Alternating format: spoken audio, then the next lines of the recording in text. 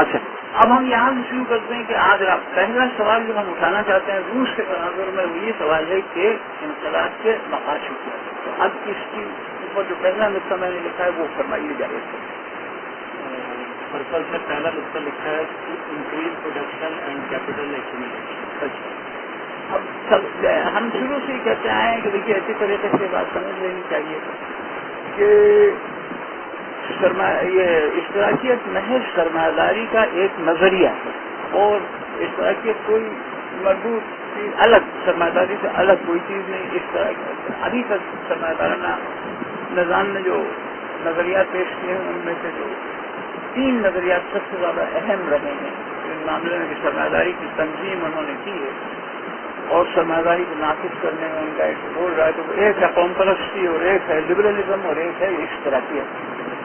لہذا اشتراکی سرمایہ داری کا مقاصد بالکل وہی ہیں کہ جو لبرل سرمایہ داری یا قوم پرستانہ سرمایہ داری کے مقاصد. یہاں تک مقاصد کا تعلق ہے 3 نظریات میں کوئی فرق نہیں ہے، ان کے سب کے ایک ہی مقصد کیا ہے؟ مقصد یہی ہے کہ جیسے میں نے آپ سے عرض کیا کہ لا الہ الا اللہ انسان کی یعنی دسترس وسیع سے وسیع کی جائے اور کائنات کے اوپر ارادہ انسانی کو مسلط کرنے کا جو بنیادی طریقہ ہے وہ ہے پروڈکشن یعنی پیداوار.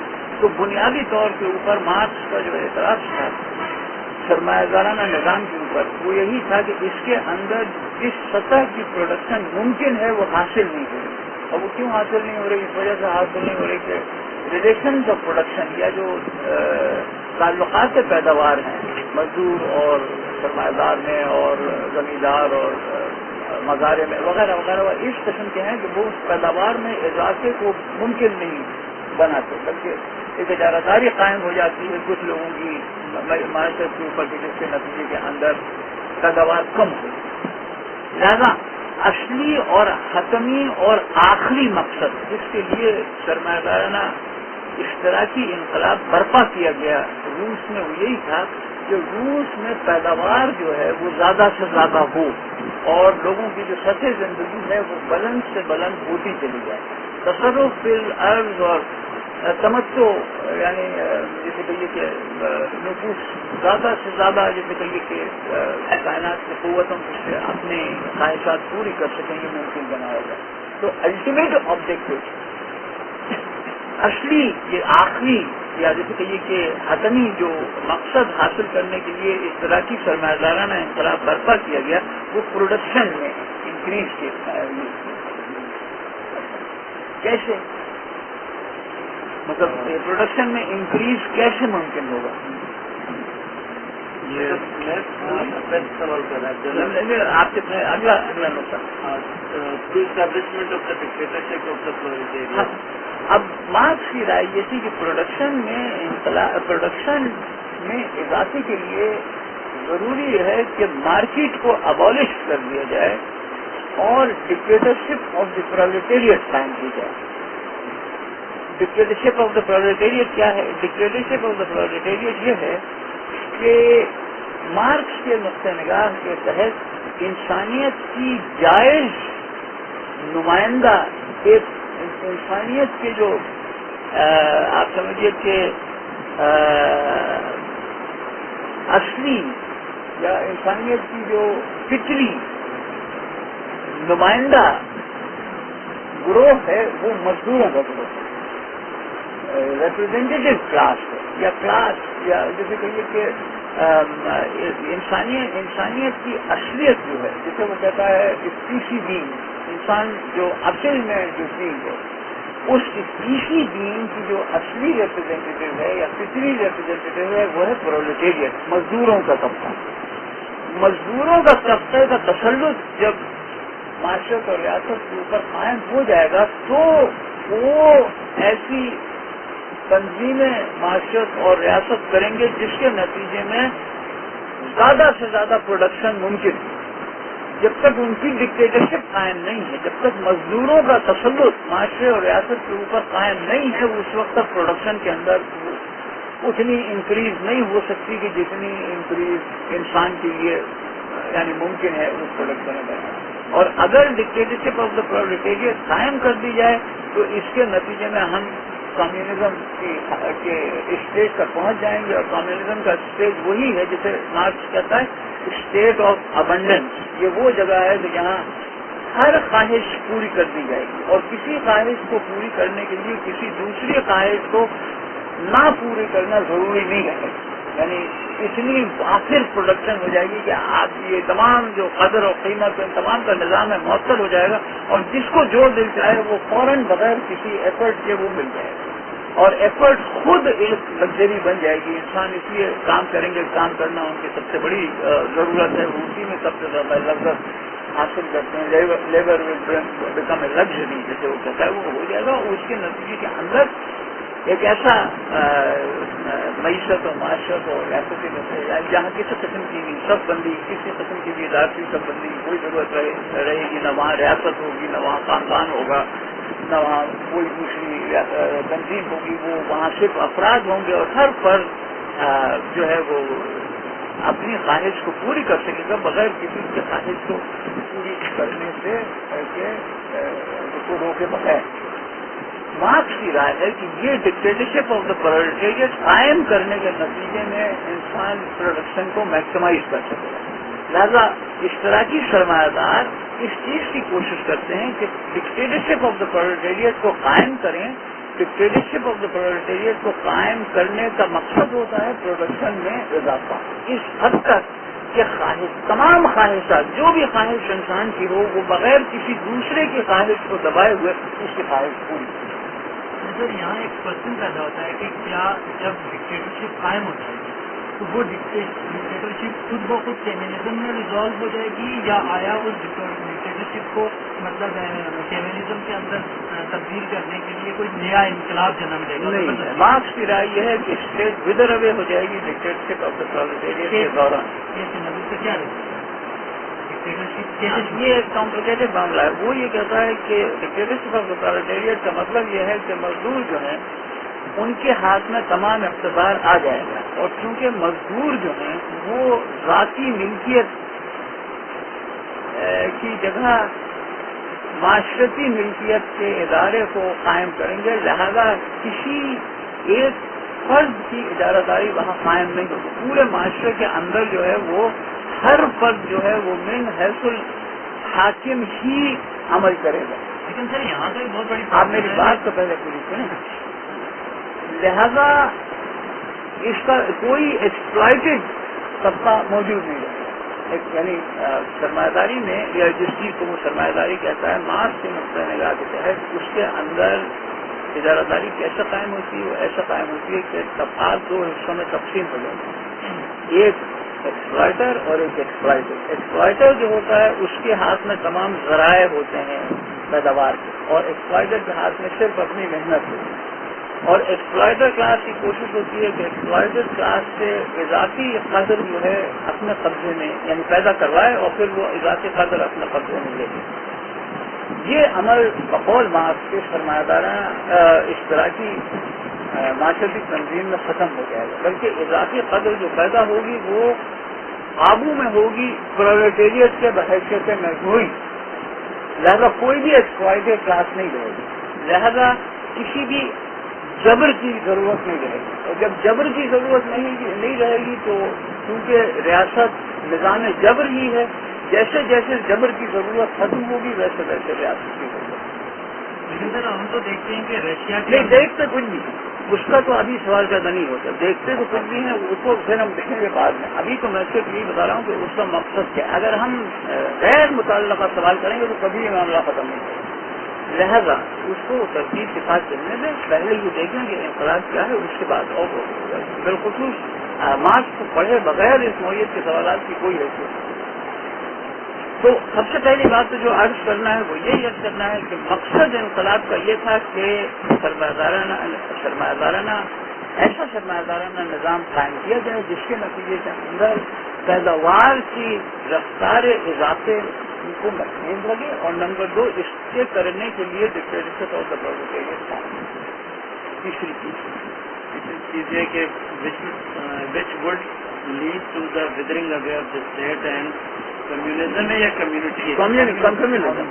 یہ کمیونزم. ہاں مطلب یہ تیسری بات بھائی نے سوال کیا اس کے جواب میں آلریڈی کہہ چکا ہوں کہ ڈکٹیٹرشپ آف دا پرولیٹیریٹ کے نتیجے میں کیا ہوگا. ڈکٹیٹرشپ پرولیٹیریٹ کے نتیجے میں یہ ہوگا کہ جو اضافی قدر سرمایہ دارانہ معاشرت میں پیدا کی جا رہی ہے اس کے اوپر اسی طبقے کا غلبہ ہوگا جو کسی کی بھی استحصال نہیں کرتا, کسی کا بھی استحصال نہیں کرتا. لہذا جب استحصال کی ضرورت نہیں رہے گی تو ریاست کی ضرورت بھی نہیں رہے گی, اور ریاست کی ضرورت نہیں رہے گی. لہذا ہم کمیونزم کے اسٹیج میں پہنچ جائیں گے جہاں جتنی بھی جیسے کہ یہ تعلقات کی بنیاد کے اوپر سب بندیاں ہیں وہ سب تحلیل ہو جائیں گی. تو ریاست بھی ختم ہو جائے گی, اسی ریاست کو ہم اسی معاشرت کو ہم کمیونزم کہتے ہیں. کمیونزم وہی ہے کہ جہاں ریاست ختم ہو گئی, یعنی کمیونسٹ سوسائٹی کی خصوصیت یہ ہے کہ وہاں نمبر 1 ریاست نہیں موجود رہتی, اگر کوئی بھی عدالتی سب بندی موجود نہیں رہتی, اور نمبر 2 یہ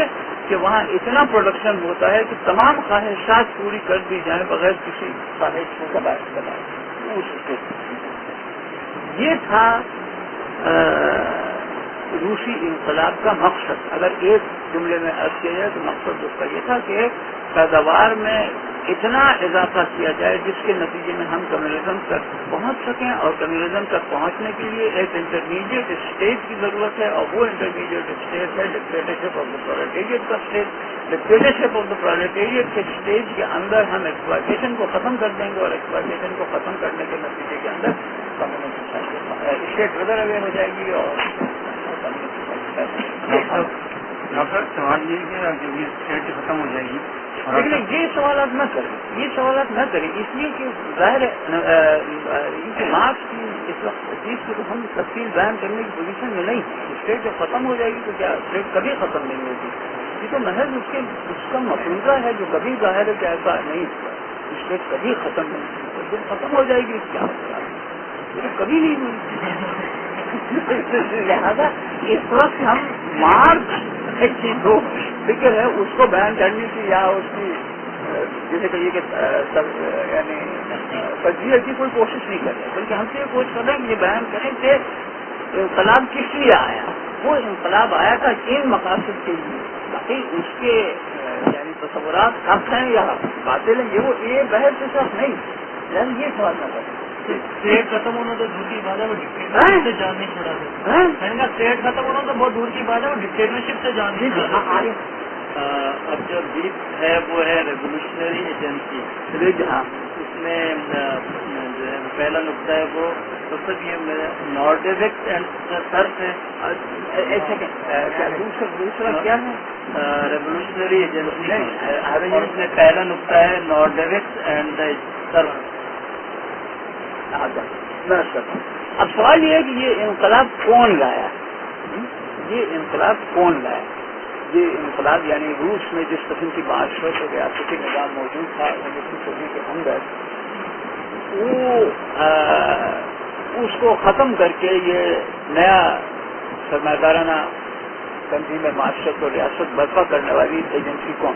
اس کا مختصر جواب میرا یہ ہے کہ یہ جو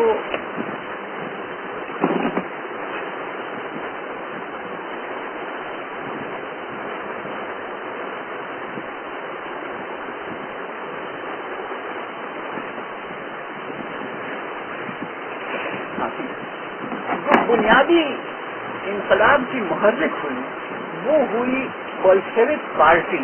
یعنی اگر یہ سوال اٹھایا جائے کہ روس میں انقلاب کون لایا, اس کا ایک جواب کوئی مانگے گا سر 2 لفظوں میں بتاؤ, تو اس کا جواب ہے کہ بولشوک پارٹی لائی. کون یہ انقلاب لایا, یہ انقلاب بولشوک پارٹی لائی. لہٰذا بولشوک پارٹی کے بارے میں کوئی چیزیں جاننا بڑا ضروری ہے. اگر آپ روسی انقلاب کو سمجھنا چاہتے ہیں تو بولشوک پارٹی کے بارے میں جاننا ہے. جب بولشوک پارٹی بنی تو ایک معنی میں 1902 بلکہ 1902 میں 1902 میں بولشوک پارٹی بنی, لیکن اس کی بالکل جڑیں موجود ہیں بہت پہلے سے, کم از کم 1861 سے کسی نہ کسی شکل میں وہ نقطۂ نگاہ کی جو بعد میں بولشوک پارٹی کے طور میں سب سے زیادہ یعنی جیسے کہیں کہ منظم طور کے اوپر نظر آیا, وہ 1861 کے بعد سے روس کے اندر ہمیں نظر آتا ہے. اور بولشوک پارٹی کی جو پیش را جماعت تھی سب سے پہلے، اس کا نام تھا نیروڈونکس، NARODNIKS.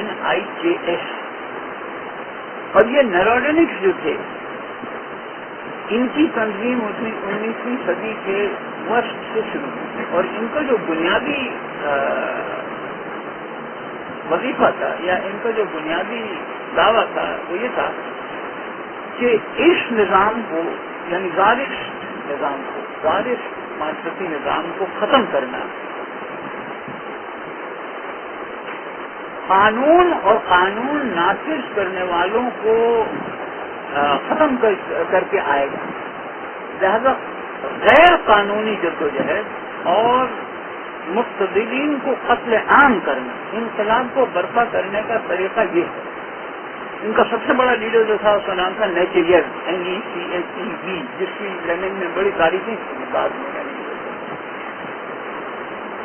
جو نیروڈونک تحریک تھی یہ اس وقت سے شروع ہوئی جب 1861 میں، 1861 ایک بہت اہم سال ہے روسی تاریخ میں، اس لیے کہ 1861 میں زار نے یہ کہا تھا کہ یہ سرفدم ختم ہو جائے گی.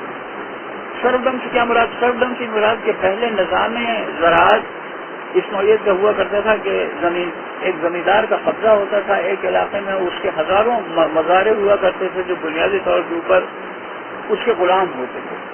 وہ ان کو زمینوں سے بے دخل نہیں کر سکتا تھا، لیکن جو کچھ بھی ان زمینوں کے اوپر پیدا کیا جاتا تھا تو وہ اسی یہ قبضہ یعنی اسی لینڈ لارڈ کا ملکیت ہوتی تھی. ان میں جتنا چاہے وہ صرف کو دیتے، جتنا چاہے کچھ لے لے وغیرہ وغیرہ. اس نظام کو ختم کر دیا گیا 1861 میں، اور 1861 میں ختم کرنے کے بعد سرف کو آزاد کر دیا. سرف کو یہ حق ہو گیا کہ وہ جو ہے جس زمین کے اوپر وہ کاشت کر رہا ہے اس کا جو مالیہ ٹیکسز دینے کے بعد وہ اسی کی چیز ہوگی، اور اس کا دل چاہے تو وہ وہاں سے چلا بھی جائے اور زمین کو بیچ بھی سکے وغیرہ وغیرہ. ایمانسپیشن آف دا سرف کا ایک قانون 1861 میں بنایا گیا، اور اس کے نتیجے کے اندر اس کا مقصد کیا تھا؟ اس کا مقصد یہ تھا کہ روس میں جو کہ صنعتی انقلاب آنا شروع ہوا تھا 1840-1850 کے بعد سے، بہت بڑے پیمانے کے اوپر فرانسیسی اور جرمن کمپنیوں نے روس میں انویسٹمنٹ کیا تھا، انہیں لیبر نہیں ملتا، اس لیے کہ تمام زیادہ تر عوام تو یہ سرف ہوا کرتے تھے، اور انڈسٹریل لیبر شہروں کے اندر ملنا مشکل تھا. تو سرفزم ختم کر کے جو ہے وہ انڈسٹریل لیبر کو عام کرنے کی ضرورت تھی. انہوں نے دربار شاہ میں کوشش کر کے کئی سالوں کی جدوجہد کے بعد یہ پاس کرا. سرف کو یہ آزادی ملنے کے نتیجے کے اندر یہ موقع مل گیا کہ چونکہ لارڈ جو پہلے حاکم تھے ان کی حاکمیت میں کمی پیدا ہو گئی، اور ان کے اور بادشاہ یعنی کورٹ کے درمیان جو تھا وہ نزاع بھی پیدا ہو گیا. لہذا ان لیگل ایکٹیویٹی کا بہت موقع پیدا ہو گیا، اور معاشرے کے اندر خل فشار اور جیسے کہیے کہ اچھال پتھار کے بہت سے موقعات ہیں. نیچیز نے اس سے فائدہ اٹھا کے نمبر 1 یہ بات کہی کہ جناب یہ کوئی آزادی نہیں ہے، اس کو محض سرفوں کو انڈسٹریل لیبر بنا دینا ہے، اس سے ہمیں کچھ حاصل نہیں ہے. نمبر 2 اس نے کہا دیکھو اب موقع یہ ممکن ہے کہ جیسے کہیے کہ جدوجہد اس پورے نظام کو تباہ کرنے کے لیے غیر قانونی جدوجہد کو منظم وغیرہ کیا جائے، اور جیسے کہیے کہ اشرافیہ کے اور بالخصوص جو ریاستی مقتدرین تھے ان کو قتل کیا جائے. اس کے نتیجے کے اندر پورا نظام جو تھا وہ کریکٹ ہو جائے گا. اس کے نتیجے کے اندر جو ہے وہ ہم ایک نیا نظام کھڑا کریں گے. تو یہ جدوجہد شروع ہوتی ہے 1861 میں، اور اس کے نتیجے میں جو 1917 میں جو پہلی انقلاب لانے والی جماعت ہے اس کا نام ہے سوشلسٹ ریولیوشنریز، جو کہ بولشوک نہیں ہے. اور یہ اسی پارٹی کے یعنی نیچیو اور نیروڈونک کی جانشین تھے یہ سوشلسٹ ریولیوشنریز. لہذا ان کی جو ہے ان کا اثر بولشوک پارٹی کے اوپر رہا، اور بولشوک پارٹی نے ہمیشہ سے یہ بات کہی کہ غیر قانونی جدوجہد قانونی جدوجہد سے زیادہ اہم ہے. انقلاب لانے کے لیے غیر قانونی جدوجہد قانونی جدوجہد سے زیادہ ہے. قانونی جدوجہد محض ایک ماتحت چیز ہے غیر قانونی جدوجہد کی. اور بولشوک پارٹی نے کبھی بھی جیسے کہیے کہ یہ اشرافیہ کے قتل عام کی ٹیکنیک کو ریجیکٹ نہیں کیا، کبھی ریجیکٹ نہیں کیا، کبھی نہیں. یعنی یہ انہوں نے دوسری بات کہی کہ ہاں بہت احتیاط سے کرنا چاہیے اور موقع دیکھنا چاہیے اور ٹارگیٹ سلیکٹ وغیرہ وغیرہ، لیکن انہوں نے اشرافیہ کے قتل عام کو ایک ٹیکنیک کے کبھی ریجیکٹ نہیں کیا. اور اس خیال کو کہ غیر قانونی جدوجہد جو ہے وہ قانونی جدوجہد کے اوپر ہونا چاہیے. اصل جدوجہد انقلابی جدوجہد غیر قانونی اس رائے کو بھی انہوں نے کبھی رد نہیں کیا ہمیشہ رہا. اور آگے جو فیصلے ہم نے بھی کہا تھا اسٹیٹ ریولیوشن اس کے اندر بھی یہ بات لینے میں پڑی تو غیر قانونی جدوجہد جو ہے اصلی انقلابی جدوجہد اسی صورت سے جس کو آج آپ ٹیررزم کہتے ہیں وغیرہ, یعنی یہ کہ وہ انقلابی جدوجہد جس کے مقاصد اتنے واضح نہ ہوں اور جس کے بنیادی طور کے اوپر جذبات کا ایک اظہار ہو, جس کے پیچھے انقلابی تعاقل کمزور ہو, جسے آپ ٹیررزم کہتے ہیں, وہ چیز بلشوک پارٹی نے کبھی قبول نہیں کی. لہٰذا بلشوک پارٹی کی جو جڑیں ہیں, فکری جڑیں بالکل وہ ملتی ہے نہ چاہیے. اچھا, دوسری جو اہم اسٹیج ہے ظاہر ہے مارکس کی یا بلشوک پارٹی کے وجود میں آنے کی, تو وہ ہے روسی Russian Social Democratic and Labour Party کا قیام. یہ social Democratic and Labour party پورے یورپ میں 19ویں صدی کے دوسرے آخر میں قائم ہونا شروع ہوا, اور سب سے اہم اور سب سے بڑی جماعت جو بنی ظاہر ہے وہ German Social Democratic and Labour party تھی, جس کے ہم تذکرہ بہت سنتے ہیں. کاؤچکی اسی کا لیڈر تھا, اور گدیل اور کئی بڑے اہم مارکسسٹ جو ہیں وہ اس پارٹی کے قائد. اسی پارٹی کا ایک کارکن جو کہ بنیادی طور کے اوپر بالٹک ریاست کا رہنے والا تھا, اور صرف اس کی ماں روسی تھی, باپ روسی نہیں تھا, اس کا نام تھا میکائیل پلیکنوف. اور پلیکنوف نے 1888 میں پولینڈ سے روس آ کے یہ Russian Social Democratic and Labour party قائم, تو جسے اب کمیونسٹ پارٹی آپ کہہ سکتے ہیں. کمیونسٹ پارٹی کی پیشرو جماعت جو ہے وہ ہے Russian social Democrat and Labour party, جو 1881 میں پلیکنوف نے قائم کی, اور پلیکنوف شاگرد تھا ان لوگوں کا کہ جن کو German Social Democratic and Labour party کے بنانے والے. اچھا, German Social Democratic and Labour party کے اندر 1880 کے دہائی میں جو ٹینڈنسی دھیرے دھیرے غالب آ رہی تھی, وہ ٹینڈنسی وہی تھی جس کو لینن نے بعد میں ریجیکٹ کیا. یہ کاؤچکی اور اس کی برنسٹائن, کاؤچکی اور برنسٹائن, یہاں بنیادی بات جو کہی جاتی تھی, جس ٹینڈنسی کہی جاتی تھی کہ دیکھو مارکسزم تو ایک علمیت ہے. وہ کہتے تھے مارکسزم تو بنیادی طور کے اوپر ایک علمیت ہے. کس چیز کی علمیت؟ اس چیز کی علمیت جس کے نتیجے میں پرولتاری کلاس ان اٹ سیلف سے بدل کے کلاس فار اٹ سیلف ہو جائے گی. بنیادی طور پر مارکسزم کیا چیز ہے؟ مارکسزم مزدور کو اس کی اصلیت پہچانوانے کی ایک علمیت. مزدور جو ہے وہ ایک طبقے کا ممبر ہے اس وجہ سے کہ وہ ایک خاص پروسیس میں انوالوڈ ہے, یعنی وہ لیبر پروسیس میں انوالوڈ ہے. جو بھی لیبر پروسیس کے اندر انوالو ہے اس طریقے سے کہ مینز آف پروڈکشن کے اوپر اس کا قبضہ نہیں ہے, تو وہ مزدور ہے. چاہے وہ اس چیز کو قبول کرے یا نہ کرے, وہ ہے مزدور ہی, اور اس کے مفادات مزدوروں کے ساتھ ہی یعنی وابستہ ہیں. اب ہمارا جو جدوجہد کا مقصد ہے وہ یہ کہ اس چیز کو کہ جو فطرتاً آلریڈی موجود ہے اس کو قبول بھی کروائیں. مزدوروں کو احساس دلائیں کہ تم مزدور ہو بنیادی طور کے اوپر, عیسائی نہیں ہو, روسی نہیں ہو, گورے نہیں ہو, کالے نہیں ہو, کچھ اور نہیں ہو, بنیادی طور کے اوپر تم مزدور ہو. اور جو تمہاری اجتماعیت ہے وہ مزدوروں کی اجتماعیت ہے, اور اس اجتماعیت کا مقصد تمہاری ڈکٹیٹرشپ قائم کرانا. یہ ایک علمیت ہے. مارکسزم جو ہے وہ ایک علمیت ہے. یہ بنیادی نقطہ نگاہ تھی. German Social Democratic and Labour Party نے 1880 کی دہائی سے بہت ہی یعنی فروغ پانے لگا, اور بیبل کو جب ختم کر دیا تو اس کے بعد تو یہ اس نقطہ نگاہ کا کوئی بھی مخالف یعنی بڑا لیڈر یعنی موجود ہی نہیں رہ گیا. لہذا اسی خیال کی بنیاد کے اوپر پلیکنوف نے یہ پارٹی بنائی, Russian Social Democratic and Labour Party. اور یہ پارٹی جیسے یہ بالکل ایک لیگل سوشل ڈیموکریٹک پارٹی تھی. یعنی اس پارٹی نے شروع سے یہ اس بات کو یعنی غیر قانونی جدوجہد اور یہ حساسیت کو ختم کرنا وغیرہ، اور جیسے کہیے کہ یہ انقلابی صف بندی وغیرہ، اس چیز کو کوئی خاص اہمیت ضبط تو نہیں کیا، اس لیے کہ وہ مارکس کی تفسیریں جو ہیں مختلف قسم کی مختلف ملتی ہیں، اور یہ انقلابی حضرات بھی سوشل ڈیموکریٹک پارٹی کے اندر کسی نہ کسی حد تک شروع سے شریک ہو گئے تھے وغیرہ وغیرہ، اور پلیٹناؤ ایک کنسنسس لیڈر تھا، پلیٹناؤ ایک کنسنسس لیڈر تھا، معلوم ہے کہ سب لوگ جو تھے اس کے اوپر، یعنی اس کی ذات کے اوپر متفق ہو جائے گا۔ یہ جو نیروڈینکس کی حکمت عمل کی جو پوری طور کے اوپر تو اس نے رد نہیں کیا، لیکن یہ کہ جو اس پارٹی کی جو جیسے کہیے کہ رجحان تھا وہ یہی تھا کہ اصل میں تو قانونی جدوجہد کی اہمیت ہے، اور اصل میں تو تعلیم پھیلانا اور لوگوں کو جیسے کہیے کہ دعوت دینا اپنے مقبول ہونے کی طرف، اصلی مشن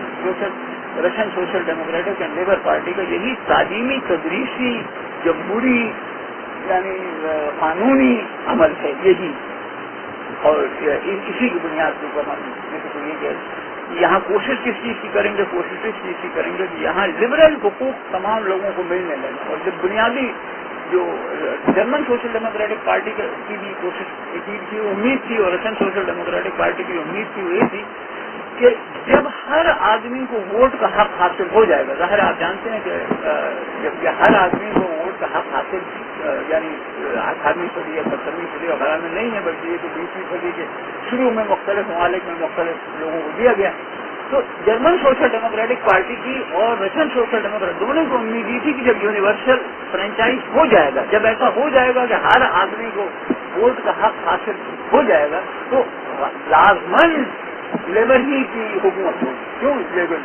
99% لوگ لیبر ہی ہیں، 99% لوگ وہی ہیں کہ جو جسے کہیے کہ وہ یعنی ذرائع پیداوار کو مالک نہیں ہے۔ اب اس میں روس میں خصوص جرمنی میں کم، لیکن روس میں پیزنٹس کی کمپلیکیشن پیدا ہوتی تھی۔ یہ پیزنٹ جو ہیں یہ تو ذرائع پیداوار کے مالک ہیں، یعنی معلوم ہے کہ ان کو تو زمینیں یہی ایمانسیپیشن سب کے بعد کسی حد تک مل گئی ہیں، اور یہ تو مزدور نہیں ہیں، ان کی اپنی شناخت مختلف ہے وغیرہ وغیرہ، تو اس کی مختلف توضیحات وغیرہ بیان کی جاتی تھی، لیبر اور پیزنٹ اور یہ تمام چیزیں جو کس طریقے سے پیزنٹ کو رورل پرولٹیریٹ کے طور کے اوپر دیکھا جا سکتا ہے، اس پر مختلف بحثیں وغیرہ موجود تھیں، لیکن عمومی جرمن سوشل ڈیموکریٹک پارٹی میں بھی اور رشین سوشل ڈیموکریٹک پارٹی میں بھی امید یہ تھی کہ جب یونیورسل فرنچائز ہو جائے گی، یعنی جب ہر آدمی کو ووٹ کا حق مل جائے گا، تو لازمن لیبر کی جماعت جو ہے وہی حکومت بنائے گی، اور لیبر کی جماعت جو ہے وہ پھر کسی انقلاب یا خلفشار وغیرہ کی ضرورت نہیں ہوگی، پارٹی میں اس کی اکثریت ہوگی، وہ جو قانون چاہے گی بنائے گی، اور جس طریقے سے ملک کو چلانا چاہے گی استعمال کرتی رہے گی۔ اس کے نتیجے کے اندر جو ہے ہم ڈیموکریٹک ڈکٹیٹرشپ آف دا پرولٹیریٹ قائم کر دیں۔ اس طریقے سے آج ڈیموکریٹک ڈکٹیٹرشپ، زار کی ڈیموکریٹک ڈکٹیٹرشپ یا پارلیمانی ڈکٹیٹرشپ قائم لہذا دونوں پارٹیوں کی، Russian Social Democratic and Labour Party اور German Social Democratic and Labour Party کی جو بنیادی جدوجہد تھی 1880 کی دہائی سے لے کے مورل ایکٹ 1914 تک، وہ یہ جدوجہد تھی کہ لبرل حقوق زیادہ سے زیادہ یعنی کی جدوجہد، لبرل حقوق جو ہیں وہ لوگوں کو زیادہ سے زیادہ مہیا آئیں، اور وہ کہتے تھے کہ دیکھو مارکس کے ہاں بھی جو بنیادی تعلیم ہے وہ یہی ہے کہ سرمایہ کے اسی وقت اشتراکی نظام غالب آتا ہے جب سرمایہ دارانہ نظام اپنی ترقی کے حد کو پہنچ جاتا ہے، جس وقت سرمایہ دارانہ لبرل نظام اپنی ترقی کو حد کو پہنچ جاتا ہے، جس کے بعد پھر اضافہ اشیاء کی پیداوار میں ممکن نہیں رہتا، اسی وقت ریلیشنز آف پروڈکشن کے اندر تغیر کا موقع آتا ہے، اسی وقت اشتراکی انقلاب برپا کیا جاتا ہے۔ انقلاب یعنی اشتراکی سرمایہ داری کے قیام کے لیے ضروری ہے کہ لبرل سرمایہ داری خوب ترقی کر کے پورا اپنا جو بھی مفادات حاصل کر سکتی ہے وہ کر لے، لہذا اشتراکی انقلاب، اشتراکی سرمایہ دارانہ انقلاب کی جدوجہد پہلے لبرل سرمایہ دارانہ تکمیل معاشرت اور ریاست کو پریزیوم کرتی ہے۔ پہلے یہاں لبرل معاشرتی لبرل سرمایہ دارانہ نظام مستحکم اور پائیدار ہو جائے، اس کے بعد ہماری ضرورت کامیاب ہوگی اور ہم جو ہے ذرائع پیداوار کو قومیہ دیں گے اور پھر اس طریقے سے نظم معیشت مرتب کریں گے جس کے نتیجے کے اندر پیداوار جو ہے وہ اس سطح سے بھی اوپر اٹھ سکے جس سطح پر سرمایہ دارانہ لبرل نظام کے اندر وہ مقید ہو کے رہ گئی ہے. اس کی وجہ سے کہ استحصال ہو رہا ہے, اس کی وجہ سے کہ سرمایہ دارانہ حقوق فراہم نہیں کیے جا رہے اور سرمایہ دارانہ عدل قائم نہیں ہو رہا. یہ تمام چیزیں جو ہیں یہ تینوں کو جتنے کی جو اشیاء ہے ان کو قوم جانے کے بعد حاصل ڈاکٹر اس سے یہ کنفیوژن ہے کہ جب اگر اس چیز کی کوشش ہوگی کہ لبرل سرمایہ داری اپنے عروج کو پہنچے تو وہ تو ظاہر انڈیویجل لوگوں کو انڈیویجلائز کرتی ہے, ظاہر اس میں اور پھر دوسری اس طرح کی اقلیت میں تو بہت فرق آ جاتا ہے. میں نہیں سمجھا آپ کا سوال کیا. مطلب لبرل جب سرمایہ داری کی جدوجہد ہوگی یا وہ تکمیل تک پہنچے گی تو وہ تو بیسکلی انڈیویجلائز کرے گی لوگوں کو, یعنی تو اس کے نتیجے میں پھر کراچی جو کہ ایک کمیونٹی کے طور پہ سپورٹ کرتی ہے تو وہ جدوجہد کیسے کھڑی ہوتی ہے؟ میرے خیال میں مارکسسٹوں کا یہ خیال نہیں تھا کہ سرمایہ دارانہ یا لبرل ترقی کے نتیجے کے اندر لوگ انڈیویجلائز ہوں. ان کا خیال تو یہ تھا کہ جیسے جیسے سرمایہ دارانہ نظام بڑھے گا تو اس کے نتیجے کے اندر بڑی بڑی فیکٹریاں قائم ہوں. اگر بڑی بڑی فیکٹریاں قائم ہوں گی تو لیبر کی اجتماعیت بڑھے گی. لیبر کی اجتماعیت بڑھے گی تو یونین بنیں گی.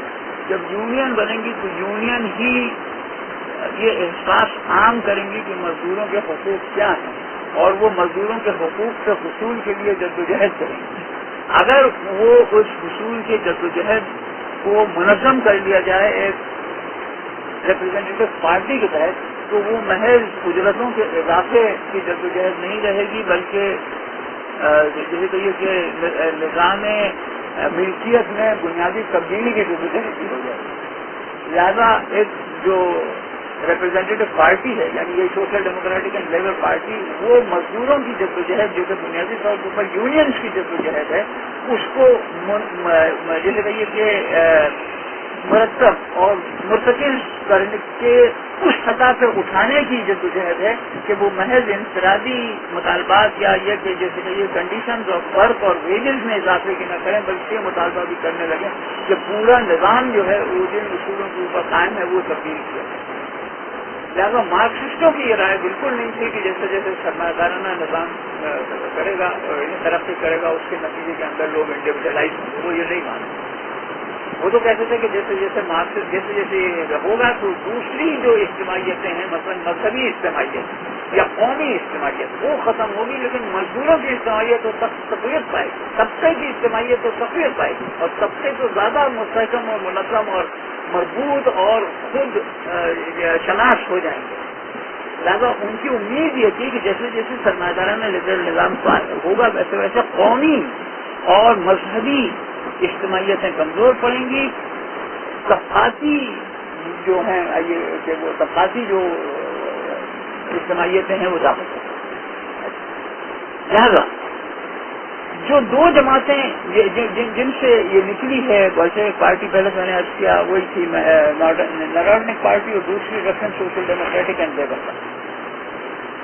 لینن خود Russian Social Democratic and Labour Party کا ممبر بنا ہے سمجھیے 1888 1889. یہ اس کی عمر محض 15 سال.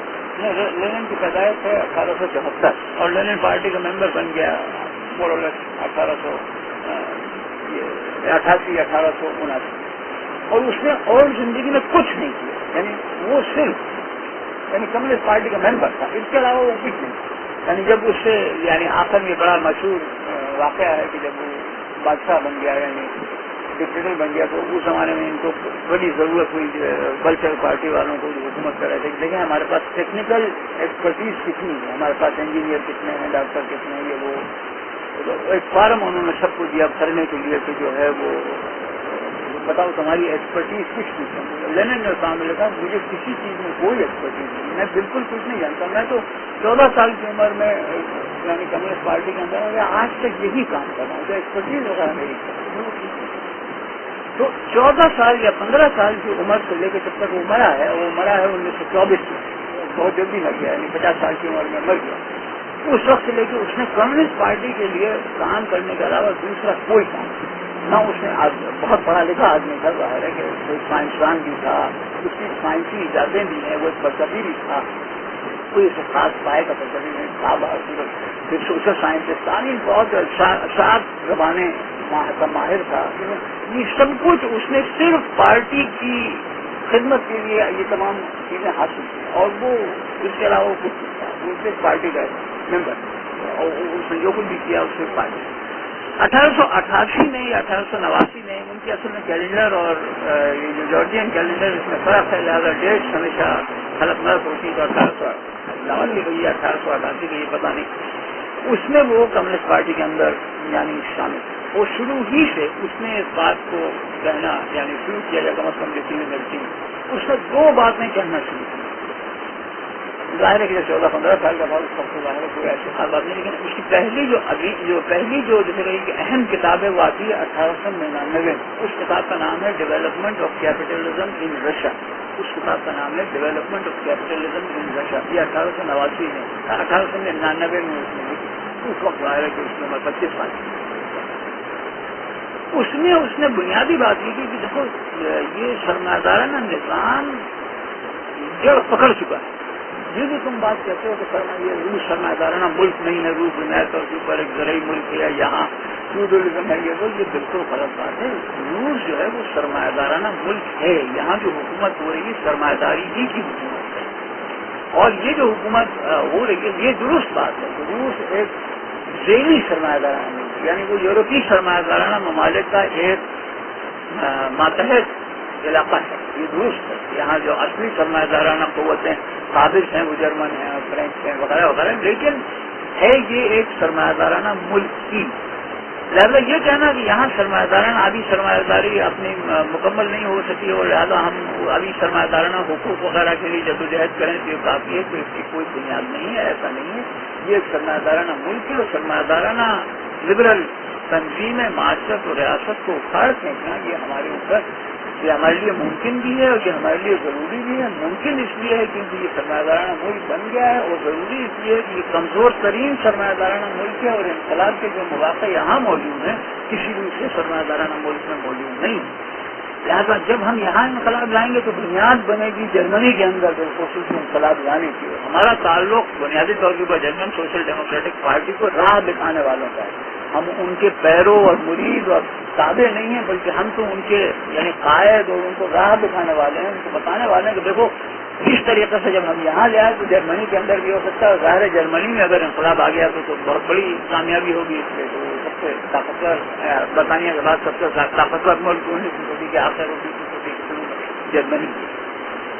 لہٰذا اس خیال کی بنیاد کے اوپر لینن نے پارٹی کے اندر اپنا ایکشن منظم کرنے کی کوشش شروع کی ہے 1898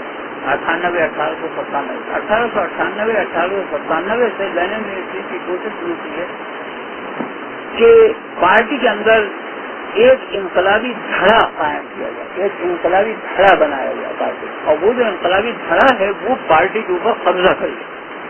یہ کوشش اس نے 1897 میں پلیکناؤ مر گیا. 1897 میں پلیکناؤ مر گیا اور پارٹی کے عملن کی لیڈرشپ ہوئی. وہ ایک آدمی کے ہاتھ میں چلی گئی جس کا نام تھا کلاڈ مارٹو، MARCOV مارٹو. اور لینن نے مارٹو کو بے دخل کرنے کی اور مارٹو کی جگہ جیسے کہیے کہ اپنی یعنی قیادت قائم کرنے کے لیے کوشش جدوجہد شروع کر دی پلیکناؤ کے مرنے کے فوراً بعد. اور 1902 میں ایک مشہور کانگریس ہوئی جس کانگریس کے اندر یہ دونوں نقطۂ نگاہ سامنے آئے. مارٹو اور اس کے ساتھی جو تھے وہ کہتے تھے یہ جو ہماری جماعت ہے یہ ویسی ہی جماعت ہے کہ جیسی جرمن سوشل ڈیموکریٹک پارٹی ہے. یہ قانونی جدوجہد کے ذریعے جمہوری عمل کے ذریعے مزدوروں کی حکومت قائم کرے گی. اس کا بنیادی فرض تعلیمی کی ہے اور یہ جو ہے وہ جمہوری ذریعے لوگوں کی مرضی کے مطابق جو ہے یہاں نظام میں تبدیلی لائے گی. ہم ایک جمہوری اور جیسے کہ یہ کہ لبرل حقوق کی حصول کے لیے جدوجہد کرنے والی اس طرح کی جماعت ہے. لینن کہتا تھا نہیں، ہم ایسی جماعت نہیں. یہاں ایک اور لکھا تھا رکھا تھا مولانا کا، وہ کہاں گیا؟ اچھا آپ نے رکھا. لینن کہتا تھا ایسا نہیں، ہم ایک انقلابی جماعت ہیں اور انقلابی جماعت کی حیثیت سے ہم اس کا انتظار نہیں کر سکتے کہ لوگ جو ہیں وہ ہماری رائے کے اوپر متفق ہو جائیں. نہیں، لوگوں کو اپنی طرف متوقع کرنے کے لیے ہمیں بالفور کامیابیوں کی ضرورت ہے. ہمیں بالفور کامیابیوں کی ضرورت ہے. وہ کامیابیاں ہم حاصل کر سکتے ہیں زار کے استبداد کو افیکٹولی چیلنج کر ہی کے. جب ہم زار کی انتظامیہ کو شکست دیں گے اس وقت لوگ ہماری بات سننے کے اوپر تیار ہوں گے، اور اس وقت ٹریڈ یونین جو اسٹرگل ہے، ٹریڈ یونین جو جیسے کہ وہ لیبر پارٹی کے اسٹرگل کے اندر وہ دم ہو جائے گا اور آ جائے گا. لہذا جو جماعت ہم بنانا چاہتے ہیں وہ جماعت ہے پروفیشنل ریولیوشنریز کی جماعت. وہ ایسی جماعت ہے کہ جس کے اندر ہر آدمی جو ہو وہ کل وقتی انقلابی اس کو اور کوئی اس کی شناخت نہ ہو، نہ وہ پارلیمنٹ کا لیڈر نہ ہو، کچھ نہ ہو، وہ کل وقتی انقلابی ہو اور اس کا جو پیشہ ہو وہ انقلاب ہو، اس کا پیشہ انقلاب ہو. اور وہ کوشش کس چیز کی کرے؟ کوشش اسی چیز کی کرے کہ زار کے انتظامی ڈھانچے کو کمزور کرتا چلے اور اس کی جگہ جو معاشرتی جگہ خالی ہو وہاں اقتدار قائم کرے. Russian Social Democratic and Labour party, یہ دو مختلف تصورات ہیں جو زیر بحث آئے 1902 کی RFDLP کی کانگریس کی طرف یہ کانگریس، اور میجارٹی مل گئی لینن کو. یعنی زیادہ تر افراد جو پارٹی تھے انہوں نے کہا ہاں لینن کا تصور درست ہے اور ہم ایسی ہی انقلابی جماعت ہیں کہ جو زار کے خلاف اس وقت یعنی لبردازمہ ہیں، اور ہم زار کے اقتدار کو اور اس کے قانون کو بے وقت کرنا اصل میں پارٹی کا کام یہی ہے. اور ہم کل وقتی جیسے کہ یہ انقلابی اور ہمارا بولشوک کا مطلب ہی ہے میجورٹی یعنی پارٹی. جب ہم یہ کہتے ہیں کہ بولشوک کو انہوں نے اپنا نام رکھا رشین سوشل ڈیموکریٹک بریکٹ میں بولشوک پارٹی، یعنی Russian Social democratic majority party. جو لوگ مارٹوف کے ساتھ تھے، جن میں سب سے اہم آدمی جو مارٹوف کا تھا وہ ٹروٹسکی ہی تھا، جس کا میں نے آپ سے بچا. وہ جو تھے وہ یعنی مائنورٹی میں تھے. تو مینشوک کا مطلب ہی مائنورٹی. تو رشین سوشل ڈیموکریٹک پارٹی دو حصوں میں تقسیم ہو گئی. بولشوک جو تھے وہ لینن کے ساتھ چلے گئے، اور مینشوک جو تھے یعنی مائنورٹی جو تھی وہ مارٹوف اور ٹروٹسکی کے ساتھ چلے گئی، اور پارٹی دو حصوں میں 1902 میں ٹوٹ. اچھا 1902 میں اچھا کیا ہے میں ایسی یعنی اسٹک کرنا چاہتا ہوں. جو ہے وہ پلیخانوف مارٹوف، ہاں وہ ہو گیا جی. سی میں ہے دا بولشوک. پھر اس کے بعد نکات ہیں، سی کے نکات ہیں subordinating legal and illegal struggle, subordinating legal to illegal struggle. یہ بھی ہو گیا. Relationship with Narodnik. تیسرا alliance with soldier and peasant. ٹھیک ہے. اب اس نقطے تو بولشوک پارٹی کے بارے میں پہلی بات یہ سمجھنی کہ وہ یہ کہ یہ پارٹی ہے پروفیشنل ریولیوشنریز کی پارٹی. یہ پارٹی ان لوگوں کی ہے کہ جن کی زندگی میں انقلاب لانے کے علاوہ کوئی دوسرا کام نہیں ہے. یہ صرف یہی کوشش کرتے ہیں کہ انقلاب لائیں. اور انقلاب لانے کے لیے ان کے جو دو کلیدی اصول ہیں، وہ ایک کلیدی اصول یہ ہے کہ وہ غیر قانونی اقدام کو قانونی اقدام سے بہتر سمجھتے ہیں، اور قانونی جدوجہد کو غیر قانونی جدوجہد کے ماتحت سمجھتے ہیں. اس لیے کہ جب وہ کہتے ہیں ان کا دعویٰ یہ ہے، جب ان کی کوشش یہ ہے کہ وہ زار کے نظام اقتدار کو پیچھے پھینکیں تو ظاہر ہے زار کے قانون کے ماننے کا کیا سوال ہے. اگر اس کا مقصد یہ ہے کہ زار کے قانون کو جیسے کہیے کہ بے وقت اور غیر معتبر بنائیں تو اس قانون کو تو وہ ریجیکٹ ہی کریں گے. لہذا ان کی پہلی شناخت جو چیز تھی وہ یہی تھی کہ انہوں نے کہا کہ ہم جو ہے وہ غیر قانونی جدوجہد کو قانونی جدوجہد سے زیادہ اہمیت دیتے ہیں، اور ہم انقلاب لانے کا مطلب ہی یہ سمجھتے ہیں کہ قانون قانونی جو نظام موجود ہے وہ غیر معتبر اور لوگوں کی نظروں میں مشکوک اور کسی طریقے کے لوگوں کی نظروں میں غیر فعال. دوسری چیز جو انہوں نے جس کی میں نے کوشش کی کہ یہ اتنا کام یہ تو منفی کام ہے. اب مثبت کام یہ ہے کہ جہاں جہاں سے آپ غار کے انتظامیہ کو بے دخل کر رہے ہیں اس جگہ آپ دوسری اقتداری حیت قائم کرنے کی کوشش کریں. 1902 سے لے کے 1905 تک اس دوسرے کام میں کوئی خاص پیش رفت نہ ہو سکے اور عموماً بولشوک پارٹی کے جو اقدامات تھے وہ وہی اقدامات تھے جن کو آج آپ دہشت گرد اقدامات تھے. وہ وہی جیسے کہیے کہ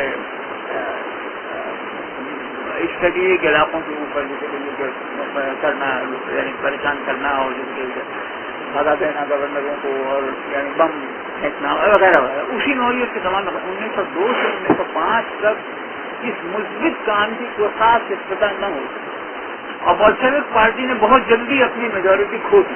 1905 تک بولشوک نہیں تھی. ان معنوں میں کہ وہ Russian Social Democratic and Labour party میں میجورٹی نہیں رکھتے بلکہ بہت بڑی اکثریت جو تھی وہ مارٹاو اور ٹروٹسکی کے ساتھ چلی گئی. وہ بولشوک پارٹی صرف نام کی میجورٹی پارٹی تھی, اصل میں تو وہ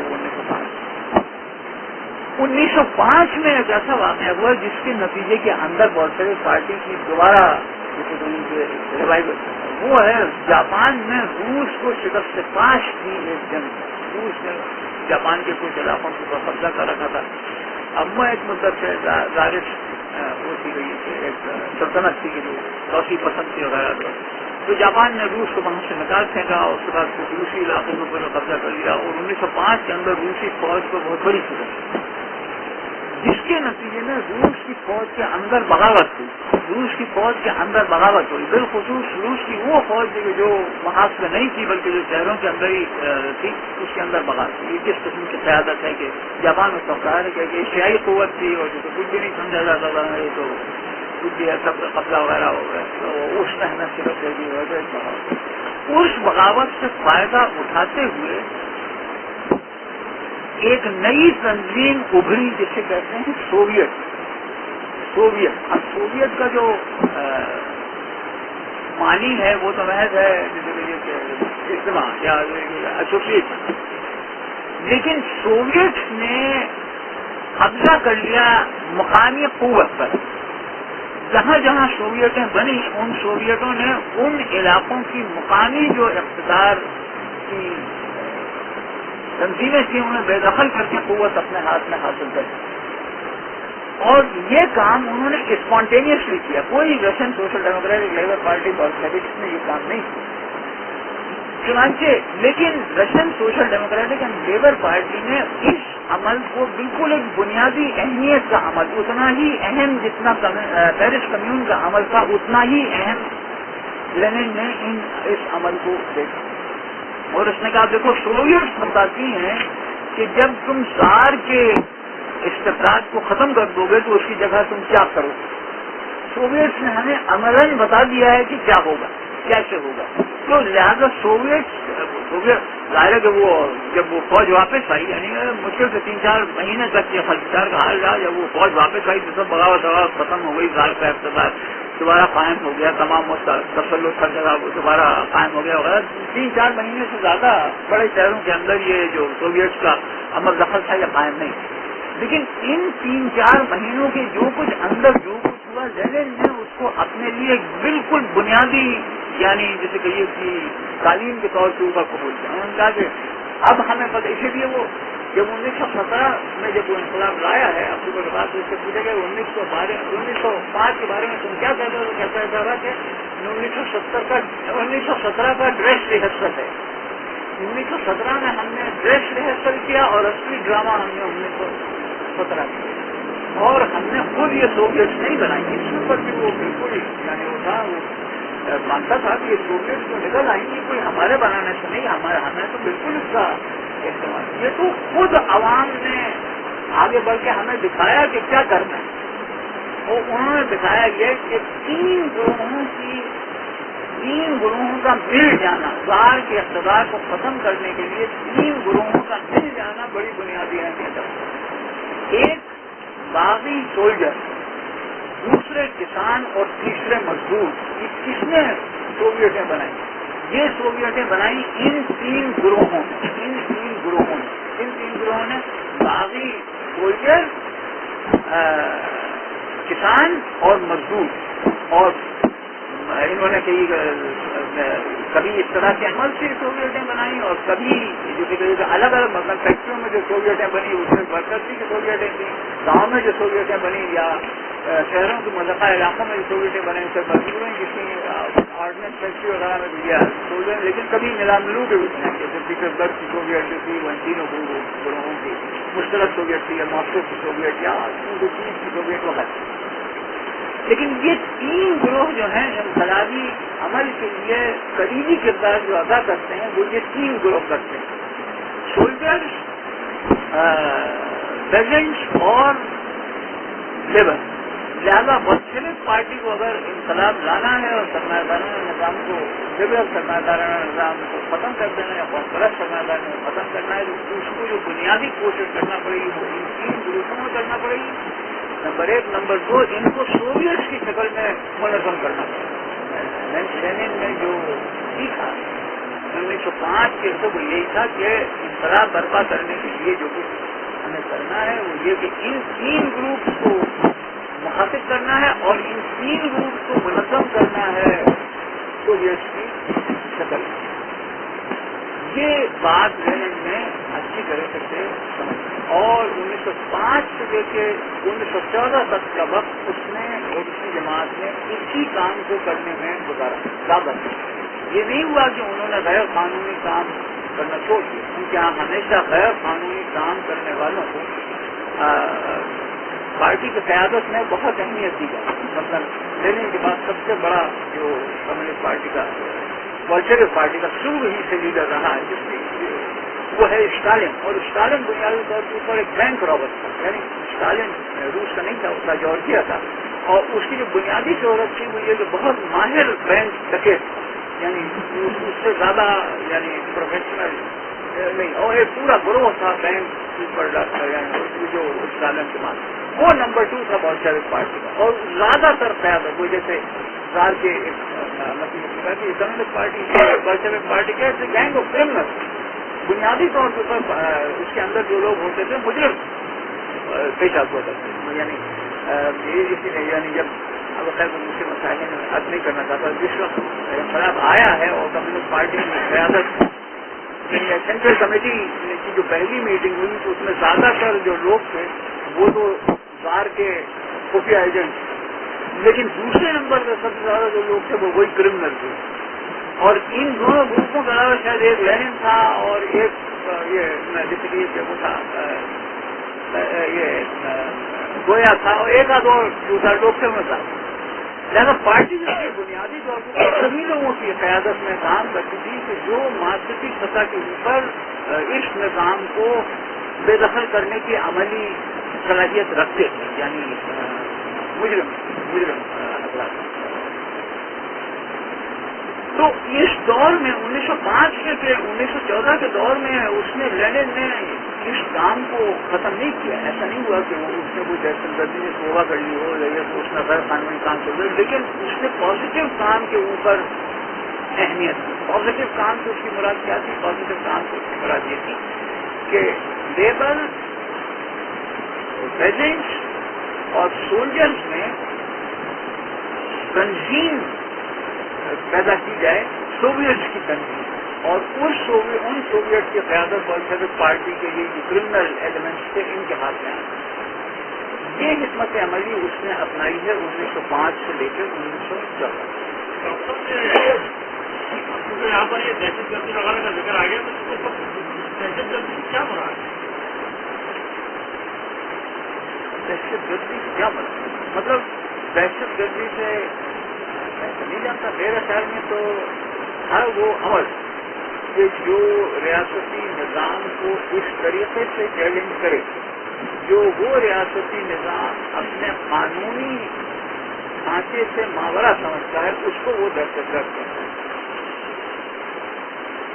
دہشت گردی مثلاً آپ اگر جیسے کہیے کہ وہ کریں مظاہرہ کریں اس کے حق میں کہ مجاہدین کی کو قتل نہ کیا جائے, آپ ایک مظاہرہ کریں کہ مجاہدین کا قتل عام روک ہو جائے، تو آپ اس قانونی دائرہ کار کے اندر ہیں، کیونکہ قانون آپ کو اس کی اجازت دیتا ہے کہ آپ جو ہے وہ، لیکن اگر آپ مجاہدین کو ہتھیار سپلائی کریں تو آپ دہشت گرد ہیں، اس لیے تو قانون اس کی اجازت نہیں دیتا کہ آپ ان کو ہتھیار سپلائی کریں، آپ کے پاس لائسنس نہیں ہے وہ زیادہ دہشت گردی کی مراد یہ ہے کہ آپ وہ عمل کریں کہ جو ریاستی قانون میں یعنی جائز نہیں ہو سکتے۔ ڈاکٹر مطلب عام طور پر دہشت گردی وغیرہ کو ہمارے یہاں غیر حربی تو یعنی ایسے مخالفین جو حالت جنگ میں آپ کے یہاں ڈائریکٹلی انوالو نہیں ان کو اگر مارے تو یہ دہشت گردی ان میں بھی اس کو نظر ہے اس کے خلاف میں یہ ابھی ہمارے لیے کوئی خاص اہم بحث نہیں ہے، لیکن یہ کہ مجموعی طور کے اوپر تو مسئلہ وہی ہے کہ جیسے امریکہ ایک ہوائی جہاز سے بم گراتا ہے، اب جب وہ بم گراتا ہے یا پاکستانی فوج نے ہندوستان کے اوپر بم گرایا 1965 اور 1970 میں، کسی نے بھی پاکستانی فوج سے یہ اعتراض نہیں کیا کہ دیکھو یہاں تو غیر متعلقہ لوگ بھی بہت اچھے وہ اس بم کے نتیجے میں مر گئے۔ کبھی فوج ہے اس بنیاد کے اوپر علماء نے یہ کبھی نہیں کہا کہ یہ جو 1965 کے جہاد تھا یا غیر فلسطین یا 1978 کا جو عربوں کا جہاد تھا اس میں عربوں میں جب وہ بمباری کی اسرائیل کے اوپر تو غیر متعلقہ لوگ بھی مر گئے۔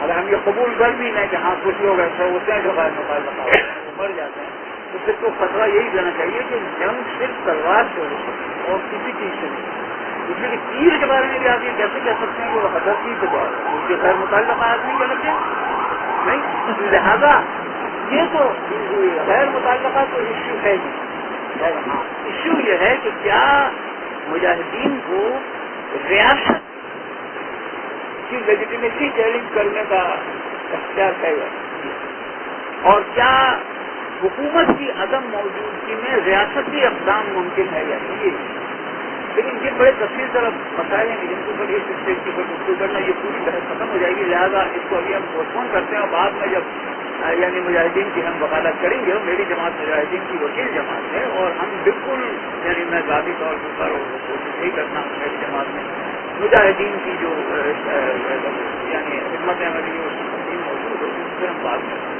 آپ آگے پڑھیں کہ میں کہاں تک پہنچ گیا ہوں؟ ابھی ہم نے جس نقطے پہ بات کی وہ الائنس ود سولجر اینڈ پیزنٹری، اور اس کے بعد جو نقطہ وہ ہے میرے خیال میں establishment of Soviet factory villages and town, اور مطلب یہ کہ یہ جو ان دونوں گروہوں کے اندر کوشش کی گئی، اس کوشش کا مطلب یہی ہوا کہ 3 سطحوں کے اوپر بالخصوص سوویٹ قائم ہو جائیں۔ کون سی 3 سطحوں کے اوپر؟ فیکٹری کے اندر، سب سے پہلے فیکٹری کے اندر، اور فیکٹری کے اندر جو سوویٹ ہوتے تھے وہ ٹریڈ یونین نہیں ہوتے بلکہ وہ غیر قانونی اجتماعی قوت ہوتے تھے کہ جس کے نتیجے کے اندر کوشش یہی کی جاتی تھی کہ مینجمنٹ کو فیکٹری چلانے سے بے بس کر کے اور فیکٹری چلانے کا نظام جو ہے وہ ورکر کے ہاتھ۔ دوسری جس جگہ کے اوپر قائم کیے جاتے تھے وہ کسانوں کے علاقے ہوتے تھے، وہاں بھی کوشش یہ کی جاتی تھی کہ ان سوویٹ کے ذریعے اس علاقے کا جو اقتدار ہے وہ انہیں سوویٹ کے ہاتھوں میں آ جائے اور زمیندار جو ہیں وہ یا کیپٹلسٹ فارمر جو ہیں وہ بے دخل کر جائیں۔ اور تیسری فوج کے اندر سوویٹ قائم کرنے کی کوشش کی جاتی تھی اور وہاں بھی ان سوویٹ کے قیام کا مقصد یہ ہوتا تھا کہ ہائی کمان کے یہ اثر کہ وہ اس یونٹ کو اپنے ماتحت کر سکے یہ ختم کر سکے۔ لہذا بلشوک پارٹی نے جو سوویٹ بنائی وہ سوویٹ ایک نیا نظام اقتدار قائم کرنے کی ضرورت، میں 1:30 بجے تک کروں گا انشاءاللہ، ایک نیا نظام اقتدار قائم کرنے کی جدوجہد تھی 3 سطح کے اوپر، فیکٹری کی سطح کے اوپر، کنٹری سائڈ کے اوپر اور فوج کے اندر۔ کوشش یہ تھی کہ ان تینوں جگہ کے اوپر اقتدار سوویٹس کا قائم ہو جائے اور اقتدار مالکان فیکٹریوں کا یا زمینداروں اور لوکل پولیس کا یا فوجی ہائی کمان کے ہاتھوں سے نکل جائے اور سوویٹ کے ہاتھوں کے اندر آ جائے۔ تو سوویٹ جو تھے وہ بنیادی طور کے اوپر ایک نیا نظام ریاست قائم کر رہے تھے اس پورے علاقے کے اندر جس کے اس کے اندر۔ اس کے بعد انسرکشن پھر ہے democratic centralism and over development. Okay ٹھیک ہے، اب میں پارٹی کے بارے میں سوچ نہیں ہے، بنیادی طور پر اگر آپ یہ پوچھیں کہ 1965 کے بعد 1965 کے بعد جو ہے وہ جو ڈیموکریٹک سینٹرلزم ہے وہ ختم ہو گیا، 1965 کے بعد جو ہے وہ ڈیموکریٹک سینٹرلزم ہے وہ ختم ہو گیا، 1965 کے بعد جو ہے وہ ڈیموکریٹک سینٹرلزم ہے وہ ختم ہو گیا۔ اب میں پارٹی کے بارے میں سوچ نہیں ہے،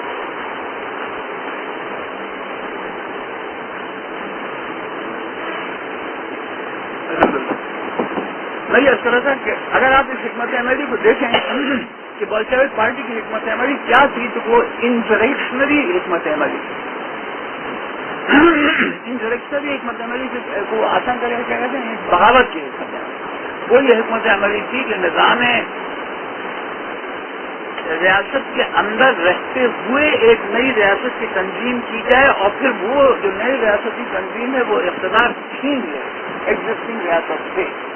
اسے کہتے ہیں انسریکشن، بغاوت کی طرف. یہ ماؤ کی جو طریقہ ہے اس سے مختلف طریقہ ہے. ماؤ نے جو کیا تھا وہ یہ کیا تھا کہ ماؤ چلا گیا تھا، ماؤ نے شہر چھوڑ دیے تھے. وہ ایک ایسے علاقے میں چلا گیا تھا کہ جہاں کسی نوعیت کا کنٹرول ریاست کو حاصل نہیں تھا.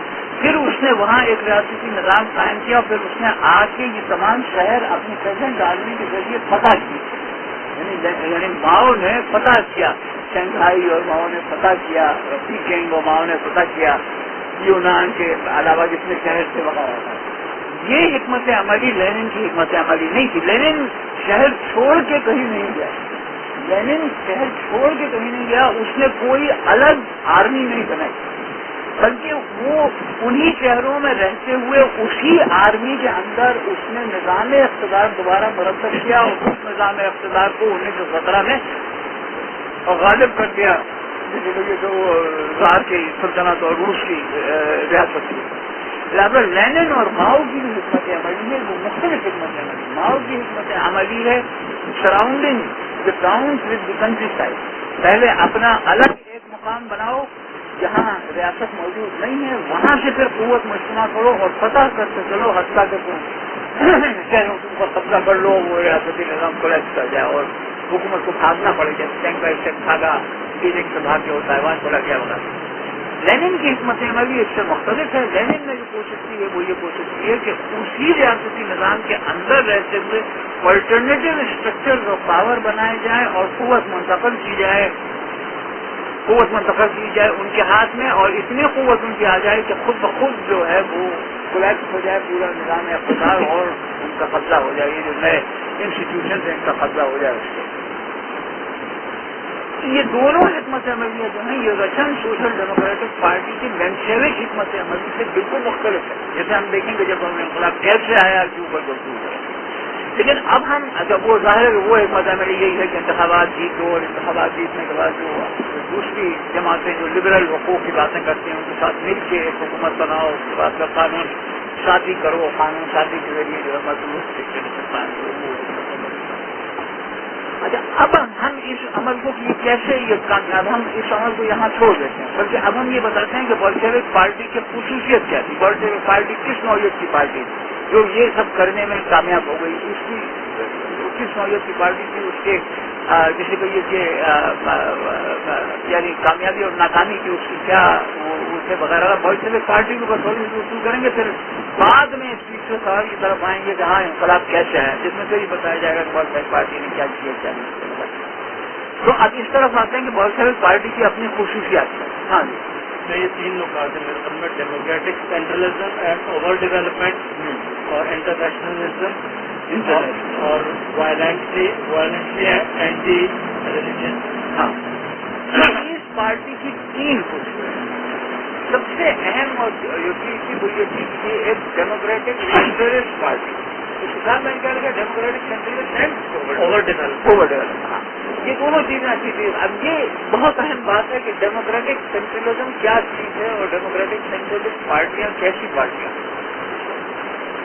ڈیموکریٹک سینٹرلزم سے مراد یہ ہے کہ آپ سب سے پہلے یہ تصور کریں کہ آپ کی جماعت کے پاس کوئی ایسی چیز ہے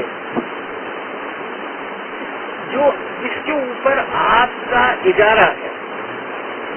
پہلی بات یہ. اب لینن کہتا تھا کہ ہم ایک ڈیموکریٹک سینٹرلسٹ پارٹی ان بنیادوں پہ ہے کہ مارکسسٹ سائنس کی اصل علمیت ہمارے پاس موجود ہے. نمبر ایک، مارکسزم ایک سائنس ہے. سب سے پہلی بات یہ ہے، بالکل جیسے فزکس ایک سائنس ہے، یا جیسے کیمسٹری ایک سائنس ہے، میتھمیٹکس ایک سائنس ہے. یہ بھی سائنس نہیں ہے، آپ فزکس یا کیمسٹری یا بایولوجی یا جو بھی ایک سائنس ہے، ویسے ہی مارکسزم بھی ایک سائنس ہے. اور وہ کیا سائنس ہے؟ وہ یہ سائنس ہے کہ یہ بتاتی ہے کہ معاشرتی تغیر کیسے آتا ہے. ہمیں یہ یعنی ہماری یہ سپیریورٹی ہے باقی سب کے اوپر، باقی سب کے اوپر ہماری یہ سپیریورٹی ہے کہ ہم صحیح سمجھ رہے ہیں کہ مارکسسٹ سائنس کیا تعلیم دیتا ہے اس بات کی کہ سرمایہ دارانہ نظام کو لبرل فیز سے اٹھا کر اس طرح کی فیز تک پہنچایا، کس طریقے سے جائے ہم سمجھ رہے ہیں اور کوئی نہیں سمجھا. باقی جتنے لوگوں نے یعنی غیر مارکسسٹ سے ظاہر ہے کہ وہ سرے سے انکاری کرتے ہیں کہ وہ جو ہے وہ یہ کوئی مارکسزم سائنس ہے، لیکن جو لوگ مارکسزم کو بحثیت سائنس کے قبول بھی کرتے ہیں وہ جو تعبیر دیتے ہیں وہ غلط تعبیر ہے، وہ غلط ہے، جھوٹ ہے، وہ غلط ہے. یہ نہیں کہ اس کے اور ہمارے درمیان ان کے اور ہمارے درمیان کوئی جیسے کہ یہ اوپینین کا مسئلہ ہے، نہیں، ہم صحیح ہیں اور وہ غلط ہے. وہ جو کہتے ہیں وہ غلط کہتے ہیں، اسی طریقے سے وہ غلط ہے. جیسے کوئی کہے کہ 2 اور 2 5 ہوتے ہیں تو وہ غلط ہوتا ہے. یہ نہیں ہوتا کہ میرے اور ان کے درمیان رائے کا اختلاف ہے. میں جب کہتا ہوں 2 اور 2 4 ہیں تو وہ صحیح ہوتا ہے، صرف میری رائے نہیں ہوتی. اور وہ جو کہتا ہے 2 اور 2 5 ہیں تو وہ اس کی رائے نہیں ہوتی، غلط ہوتا ہے. اسی طریقے سے مارٹوف اور پلیٹنوف اور ساؤتسکی اور جیسے کہ یہ برنسٹائن ہے، یہ غلط بات ہے، یہ مانس یہ غلط. صرف یہ نہیں کہ ان میں مجھ میں اختلاف ہے یہ رائے کا، بلکہ یہ غلط ہے اور میں صحیح ہوں. لہذا پہلا دعویٰ ڈیموکریٹک سینٹرلسٹ پارٹی جو کرتی ہے وہ کرتی ہے اس چیز کا کہ اسی کے پاس صحیح تفہیم ہے، اسی کے پاس صحیح انڈرسٹینڈنگ موجود ہے کسی چیز کے، یعنی اس مقصد کو حاصل کرنے کے لیے جس کے لیے وہ پارٹی بنی، اور کسی دوسرے گروہ کے پاس وہ نہیں، کسی دوسرے گروہ کے پاس وہ علمیت موجود نہیں ہے، صرف اسی کے پاس وہ علمیت موجود ہے. پہلی چیز تو ڈیموکریٹک سینٹرلزم نہیں ہے. دوسری چیز ہے کہ چونکہ اس کے پاس یہ ہے موجود، کیونکہ اس کے پاس یہ اجارہ موجود ہے حق کی شناخت، لہذا وہ جو کام کرتی ہے وہ کرتی ہے بحیثیت تمام لوگوں کے واحد جائز نمائندے کی. وہ سب کے ظاہر ہے کہ حق تو اس سے ماورا ہے کہ آپ کون ہیں، یہ مکان کیا ہے. حق تو نہ مکانی ہے نہ زمانی ہے، نہ مکانی ہے نہ زمانی ہے، نہ وقت سے کوئی تعلق ہے، وہ تو حق ہے. اور ظاہر ہے کہ حق کی پیروی جو ہے وہ سبھی کے مفاد کے اندر کیوں، اس لیے وہ حق ہے نا. جب دنیا ایسی ہی ہے، اگر فرض کیجیے کہ جیسے مارکس نے بنائی تو مارکس کی بات کو قبول کر لینا سبھی کے لیے ضروری ہے. لہذا مارکسسٹ پارٹی ہے، یہ رشین سوشل ڈیموکریٹک پارٹی جو ہے انسانیت کی واحد جائز نمائندہ جماعت ہے. اس بات سے کہ وہ مارکسزم کی صحیح تصویر بیان کر رہی ہے اور مارکسزم ایک سائنس ہے، یہ ثابت ہوتا ہے کہ Russian Social Democratic and Labour party بلکہ انسانیت کی جائز نمائندہ جماعت ہے. لہذا تمام کام انسانیت کی فلاح کا جو کچھ بھی کام ہے وہ سب اسی کی ذمہ داری ہے. اکیلی جو یعنی انسانیت کی جائز لیجیٹمیٹ نمائندہ جماعت ہے وہ یہی جماعت ہے. وہ اور کوئی ٹھیک کام کر ہی نہیں سکتا، اکیلا اسی کرنا، اکیلا تمام کام جتنا کچھ بھی ہے وہ اسی کرنا. وہ ڈیولپمنٹ یہی مسئلہ ہے. ظاہر ہے کہ کبھی بھی جو تھے وہ آپ سمجھیے کہ Marxist Russian Social democratic party کے جو لوگ 50,000 سے زیادہ کبھی بھی نہیں، یعنی جب اقتدار آ بھی گیا اور جب یہ ماس ممبرشپ شروع ہوئی تھی تو کبھی 1 لاکھ سے زیادہ ممبرشپ نہیں کر سکے. کبھی 6 فگرس کے اندر Russian Social Democratic Communist Party کی ممبرشپ نے اس وقت تو ظاہر ہے کہ 1900 جب اس نے یہ تصورات پیش کیا ہے 1901 سے 1914 وہ تو مشکل سے 2-3 ہزار آدمی ہوں، 2-3 ہزار کے شاید ہی ہوں، یعنی تو بہت بڑی ایگزیجریشن ہے جو میں کرتا ہوں. جو وہ وزیر اعظم ہوا کرتا تھا پہلے وزیر فائنانس کا وزیر اعظم اسٹالن بڑا مشہور تھا، اس نے یعنی 20ویں صدی کی شروع کی دہائی میں تھا تو اس نے کمیونسٹ کی کیا ہے چند 100 لوگ ان کو اگر ہم ایک یعنی بڑے جہاز میں بند کر کے یعنی جرمنی بھیج دیں تو بدل چند ہزار آدمی. اور دعویٰ یہ ہے کہ صرف یہی لوگ تمام کام کریں، یعنی تمام انسانیت کی بھلائی کا جتنا کام بھی ممکن ہے سب کوئی ذمہ داری Russian Social Democratic Labour Party کی ہے اور اسے سب کام کرنا ہے. تو یہ دو ڈیموکریٹک سینٹرلزم کی یہ دو خصوصیت ہیں. پہلی خصوصیت کیا ہے؟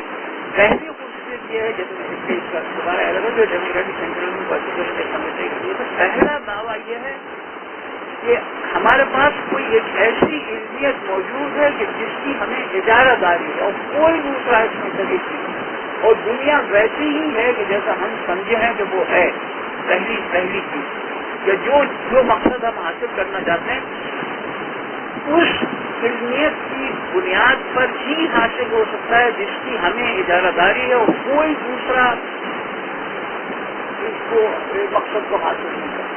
کیوں؟ اس لیے کہ ہمارے پاس اجارہ داری ہے. نمبر 2، چونکہ ہم اکیلے وہ لوگ ہیں جن کو اجارہ داری حاصل ہے اور کوئی دوسرے کو یہ حاصل نہیں ہے، لہذا فلاح و بہبود اور نمائندگی کا پورا حق اور فرض صرف ہمارا ہے اور کسی کا نہیں. اور کوئی یہ فرض اور حق کہ حق نہ یعنی کسی کی کلیم کر سکتا ہے نہ اسے ادا کر سکتا ہے. یہ دوسری ڈیموکریٹک سینٹرلزم. پھر ڈیموکریٹک سینٹرلزم کی تیسری خصوصیت یہ ہے کہ ڈیموکریٹک سینٹرلزم انسانیت کو دو گروہوں میں تقسیم کرتے ہیں. ایک وہ لوگ کہ جو اس سپیریئر یعنی نالج کے مقلد جن لوگوں کو یہ خاص علمیت حاصل ہوتی ہے ان کو وہ باقی انسانیت سے سپریٹ کرتے ہیں اور ان کو بناتی ہے اپنا ممبر. باقی تمام لوگ وہ ان لوگوں کے ماتحت ہی ہوتے ہیں، اور اگر وہ ان کی ماتحتی قبول نہ کریں جو ان کی لازمیت ہے اور اس جماعت کو یا ان منتخب لوگوں کو ان ماتحت لوگوں کے اوپر اپنی حاکمیت مسلط کرنے کا اختیار یعنی حاصل ہے. یہ جو لوگ ممبر بنتے ہیں اس ڈیموکریٹک سینٹرلسٹ پارٹی کے یہ مساوی حیثیت رکھتے ہیں، یعنی اصولاً عملاً ایک دوسری بات ہے لیکن اصولاً یہ سب مساوی ہوتے ہیں اور ان کے جتنے فیصلے ہوتے ہیں جمہوری بنیادوں پہ ہوتے ہیں.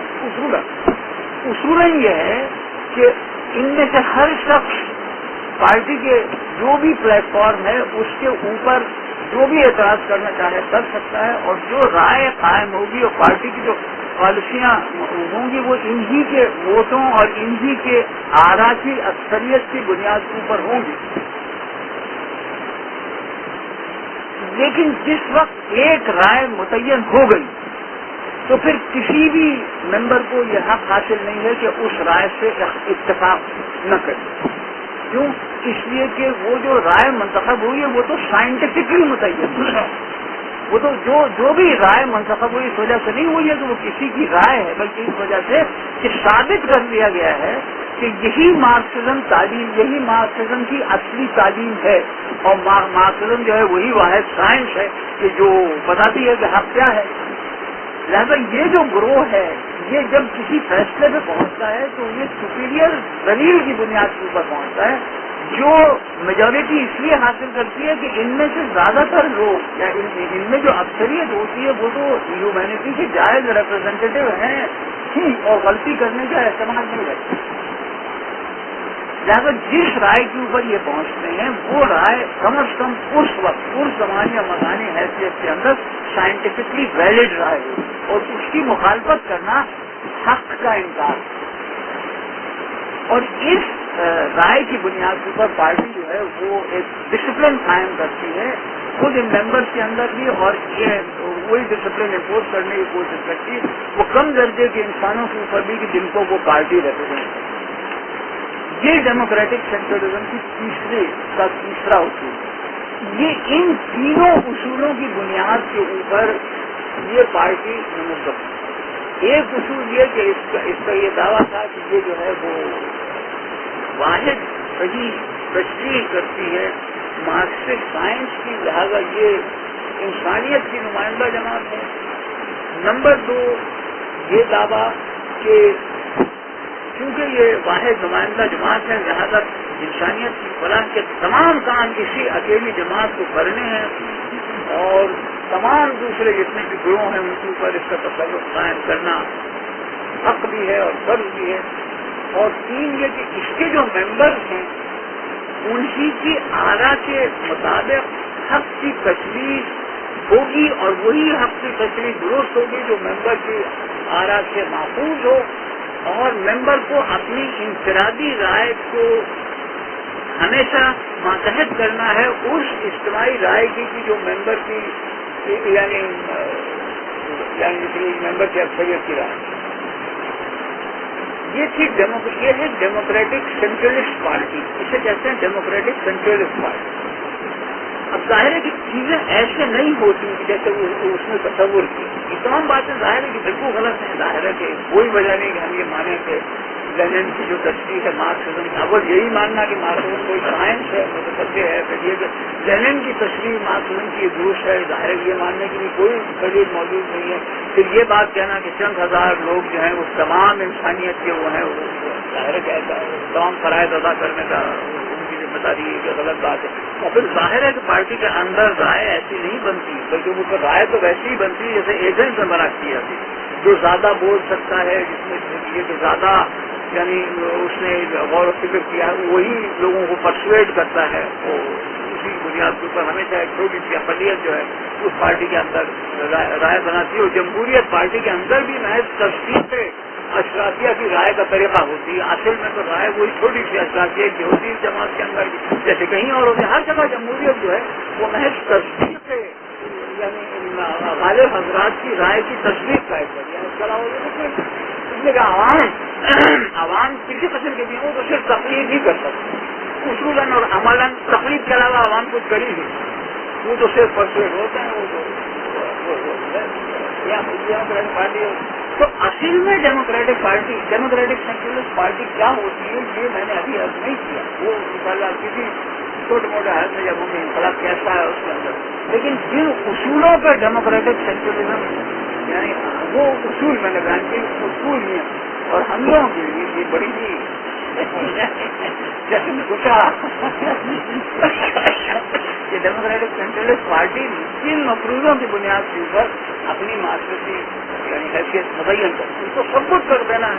وہ اکیلی نمائندہ ہے سب کی، اور جیسے کہ اس کے پاس ایک سپیریئر علمیت موجود ہے، اور جیسے بھیا تو اس کے ممبر جو ہیں وہ کسی طریقے سے حق تک پہنچنے کا واحد یعنی فورم یعنی رکھتے ہیں، اور وہ دوسروں سب سے سپیریئر بالا تر ہے، دوسروں کو نہیں پتا کہ حق کتنا کیسے.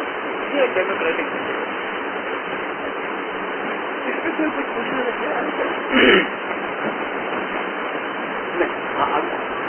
اس کے بعد 2 پوائنٹ ہیں: internationalisation, internationalism and violence and anti religion. دوسری خصوصیت اس جماعت کی یہ کوئی یہ جماعت کی خاص خصوصیت ہے جیسے کہ یہ بولشوک پارٹی اسٹالن کے غلبے تک بنیادی طور پر ایک بین الاقوامی پارٹی، یعنی وہ پارٹی جو تھی وہ کوئی روسی جماعت تھی. اس کی جو قیادت تھی زیادہ تر غیر روسی. لینن تو روسی تھا، لینن تو خالص روسی تھا، لیکن لینن کے علاوہ زیادہ تر اکثر جو پولش لوگ تھے جو بہت سے اس کے اندر تھے، یوکرین کے لوگ تھے. اسٹالن خود جارجیا کا تھا وغیرہ. ایک انقلاب ایک بین الاقوامی جماعت تھی، اور اس کا مقصد کم از کم یعنی لینن کی جو تصورات ہیں 1999 سے مرنے تک وہ یہی ہے کہ وہ روس میں انقلاب محض ایک ذریعہ سمجھتے تھے پوری دنیا میں انقلاب برپا کرنے، کیونکہ وہ روس کے انقلاب کو محض ایک اسٹیپنگ اسٹون جیسے اس نے لینن نے کہا ہے وہ تھا. اور وہ جو تھا وہ اس کی بنیاد کے اوپر جو ہے وہ چاہتے تھے پہلے جرمنی میں، اس کے بعد پورے یورپ کے اندر یہ اس طرح کے انقلاب آئے، اور اگر اس کے روس کے انقلاب کو قربان بھی کرنا پڑے تو مثلا ٹراٹسکی اس کے اوپر بالکل تیار تھا. ٹراٹسکی جو وزیر جنگ تھا جسے میں نے کیا بالکل انٹرنیشنل کے معلوم بھی تھے کہ انہوں نے یہ کہا تھا، خود بتانے تھی مسئلہ، لیکن انہوں نے شروع میں یہ کہا تھا کہ زار نے اور زار کی فوجوں نے جن علاقوں کے اوپر غیر روسی علاقوں کے اوپر قبضہ کر لیا ہے ان کو ہم سب آزاد کر دیں. اور عملاً جب بولشوکس کو قبضہ حاصل ہوا 1917 میں تو بہت سے علاقے آزاد ہو گئے، بہت سے علاقے آزاد ہو گئے. وہاں خود مختار ریاستیں قائم ہوئی، مسلمان علاقے بھی اور غیر مسلمان علاقے بھی کئی جگہ آزاد ہوئے. اور شروع میں کم از کم یعنی 1900 سول وار کے خاتمے تک تو کم از کم ان میں یعنی آزاد حکومتوں کے اندر اور جیسے کہ یہ جو بلشوک پارٹی تھی تعاون رہا، ان کا تعاون رہا. اور جس وقت 1921 کے بعد سے ان ریاستوں کو ختم کیا گیا اور قبضہ کیا گیا دوبارہ، تو اس میں کہا یہی گیا کہ یہ قبضہ روس کا قبضہ نہیں ہے بلکہ ان بولشوک جماعتوں کا قبضہ ہے جو ان ریاستوں کے اندر مستحکم ہے. یہ بہت ایک کمپلیکس فنامنا ہے. اس کے نتیجے میں ایک چیز نکلی جسے کہتے ہیں مسلم نیشنل کمیونزم. مسلم نیشنل کمیونزم، اس کا جو بڑا لیڈر تھا اس کا نام تھا سلطان گیلیئر، یہ ترکمان صاحب ہے. اس کی تمام تفصیل کسی نہ کسی ہے. وہ جو میں نے رسالہ دیا تھا کافی بھائی نے پہنچ گیا نا، تو وہ تفصیل وہاں آئے گی جب ہم وہ مسلم نیشنل کمیونزم وغیرہ کی بات کریں گے. لیکن ایسا لگتا ہے کہ کم از کم 1921 تک جب تک سول وار ختم نہیں ہوئی تو اس وقت تک عام Asian social Democratic and Labour Party کا جو ممبر تھا وہ اپنے آپ کو بین الاقوامی انقلابی تصور کرتا ہے. اور یہ ختم ہونا شروع ہوا ہے وہ جس وقت یہ ریاستوں کے اوپر دوبارا قائم کرنا. اسی وجہ سے آپ دیکھیں کہ union of Soviet socialist republic کا نام تھا، روس کا نام اس میں کہیں نہیں، USSR union of Soviet socialist republic. اور وہ روسی ریپبلک کی محض ایک ریپبلک تھی اور دیگر بھی تھی وغیرہ. تو ایک انٹرنیشنل جماعتی معنی میں وہ اپنا مشن یہی سمجھتی تھی کہ پوری دنیا میں انقلاب برپا کرے گی. پہلے روس جو ہے وہاں کیونکہ موقع انقلاب برپا کرنے کا سب سے زیادہ ہے، لہٰذا وہ پہلے روس میں کرے گی. آخری بات جو پارٹی کی کہنے کی ہے کہ یہ متصدر مذہبی یعنی منافرت کی جماعت ہے. شروع ہی سے سب سے زیادہ یہ اپنا سب سے بڑا دشمن آرتھوڈاکس چرچ ہی کو سمجھتے ہیں. اور جہاں جہاں اور جب انہیں اقتدار ملا تو چرچ کے نظام کو اور جیسے کہ چرچ کی حاکمیت کو ختم کرنا یا مرشد کے یا بودھوں کے مذہب کو اپنا بہت اہم دشمن ہے. اور یہ وائلنٹلی اینٹی ریلیجس ان معنوں میں بھی معنوں میں دوسری لبرل اور اس طرح کی جماعتیں نہیں تھیں، لیکن یہ سمجھتی تھی کہ لوگوں کو کمیونزم سے دور رکھنے والی اصل قوت مذہب ہے. لہٰذا جب تک کسی معاشرے کے اندر سے مذہب کو بالکل ختم نہیں کر دیا جائے اور مذہب کو تحقیر نہ کی جائے. مثلاً ان کا طریقہ عام تھا یہ بائبل کے اوپر پیشاب کرتے، یہ ایک عام بائبل کے اوپر پیشاب کرنا یہ پانی میں فرض تھا. یہ جو مختلف سیریمنیز ہوتی تھیں اس کے اندر بائبل پہ پیشاب کیا جاتا. تو ذلیل کرنا مذہبی قیادت کو، مذہبی روایات کو ذلیل کرنا وہ اشتراکیت کی اصلیت پیدا کرنے کے لیے مذہبی اصلیت کو بے حکم سے اٹھاتے ہیں اور کرنا اور معاشرے کے اندر جسے کہیے کہ مذہبی یعنی تقدس وغیرہ ختم کرنا یہ ایک اہم ہے. جو بولشوک پارٹی کی ایک خوبصورت اس کی اینٹی ریلیجسنس مثلاً اسٹالن جو تھا خود وہ ایک سیمینری کا وہ طالب علم تھا، وہ ایک پریسٹ بن رہا تھا.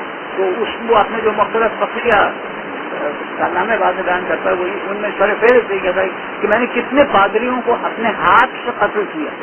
وہ سمجھتا تھا کہ یہ اس کی یعنی بڑے کارناموں میں سے یہ پتہ نہیں مجھے سب یاد نہیں 16 یا کتنا پتا ہے. ایک رات میں نے اتنے پادری قتل کیے اپنے ہاتھ سے.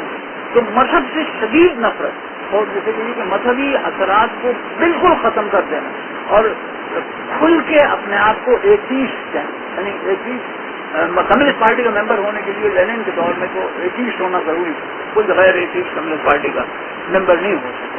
تو وائلنٹلی اینٹی ریلیجس جماعت تھی. وائلنٹلی اینٹی ریلیجس معنی میں کہ مذہبی اثرات کو ختم کر دینا اور مذہب کو اپنا چاہے وہ کوئی بھی مذہب ہو، عیسائیت ہو، اسلام ہو، بودھ مذہب ہو، کوئی بھی ہو، اس کا اثر معاشرے سے بالکل ختم کر دینا 100% کمیونسٹ ذہنیت کو کمیونسٹ انفرادیت پیدا کرنے کے لیے یہ بالکل کیوں تھا اتنا زیادہ اس میں کیا وہ ہے شدید کیوں ہے یہ بہت بڑا خطرہ سمجھتے ہیں، بہت زیادہ تباہی کا کوئی ممکن سمجھتے ہیں، کیا وجہ ہے؟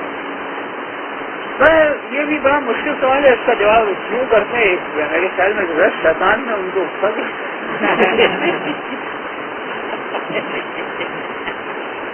نہیں اب مختلف ایک بات تو یہ کہ ظاہر ہے کہ جو یہ تھا ظاہر جو تھا یہ تھا لٹل فادر، یعنی یہ ایک مذہبی تھا، مطلب یہ کہ آرتھوڈاکس جس قسم کی عیسائیت وہاں موجود تھی اس کے اندر ظاہر جو تھا وہ ایک مذہبی رہنما تھا، یعنی جو پیٹریارک ہوتا تھا وہ ہوتا تھا گریٹ فادر اور جو ظاہر ہوتا تھا وہ ہوتا تھا لٹل فادر.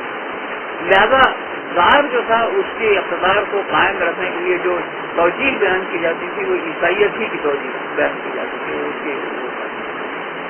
پھر دوسری چیز ہے کہ ظاہر ہے کہ اگر مارکسزم سائنس ہو اور اس سائنس کی بنیادی تعلیم یہی ہے کہ یہی دنیا میں تمتع فی الارض جو ہے مقصد زندگی ہے، تو اس کا فطری حدیث تو پھر یہ مذہب ہی ہے جو کہے کہ دنیا غیر اہم ہے اور جیسے کہ یہ ریاست میں تو آخرت ہے اور یہ معاملہ ہوگا وغیرہ وغیرہ. سرمایہ دارانہ عدل کو عدل نہیں سمجھنا اور اس کو ظلم کہنا، سرمایہ دارانہ عدل کو ظلم کہنا، یہ تو مذہبی کا شیبہ ہے نا. سرمایہ دارانہ عدل کو ظلم سمجھنا یہ تو ماننا اس لیے کہ سرمایہ دارانہ عدل کے قیام کے نتیجے میں کچھ بھی ہو سکتا ہے، انسان جنت میں نہیں جا سکتا. تو لہذا فطری حدیث سرمایہ داری کو جو ہے وہ مذاہب ہی ہے. مذاہب کے علاوہ تو سرمایہ داری کا کوئی کم از کم تاریخی طور کے اوپر تو ابھی سرمایہ داری کا مذاہب کے علاوہ کوئی دوسرا حریف نظر نہیں آیا. باقی سچی نہیں تو ہے سرمایہ داری کے مقاصد کے حاصل کرنے کے مختلف ذریعے ہیں، لیکن اسپیسیفکلی ٹیمپورل اور اسپیشل کیا وجوہات ہیں شدید نفرت کی ہم نہیں جانتے اس کی دعوت کہتے ہیں ضرور ہوتا ہے. اس میں سوال ہے وہ یہ کہ لبرلزم کے مقابلے میں احتیاط کی لبرلزم کی جو سرمایہ دارانہ عدل قائم کرنا چاہتے جی بالکل اس کے مقابلے میں احتیاط کی بڑی وہ کہتی ہے اس طریقے سے سرمایہ دارانہ عدل قائم نہیں ہو سکتا. مارکیٹ کے ذریعے سرمایہ دارانہ عدل قائم نہیں ہو سکتا. میں یہ کہہ رہا ہوں کہ لبرلزم کے مقابلے میں شرافیت جو ہے وہ مذہب کی زیادہ دشمنی کیوں کرتی ہے کیونکہ لبرلزم بھی تو سرمایہ داری ہی ہے. ہاں مطلب میرا خیال میں لبرلزم بھی مذہب کی مخالفت کرتی ہے، لیکن اس کے پاس پرسنل لائف کا ایک فلسفہ موجود ہے. یعنی اب یہ بڑی تفصیل یہ نا کانٹ کا یہ خیال ہے کہ آپ کے اندر جو خواہشات موجود ہیں ان خواہشات کی ترتیب کا جو طریقہ آپ متعین کریں گے اس میں آپ آزاد ہیں. ہاں جس پیمانے کے اوپر معاشرتی تعلقات متعین ہوں گے وہ سرمایہ دارانہ تعاقل کی بنیاد کے اوپر ہوں گے. لہٰذا اگر ایک آدمی آرٹ کو زیادہ اہمیت دیتا ہے برابر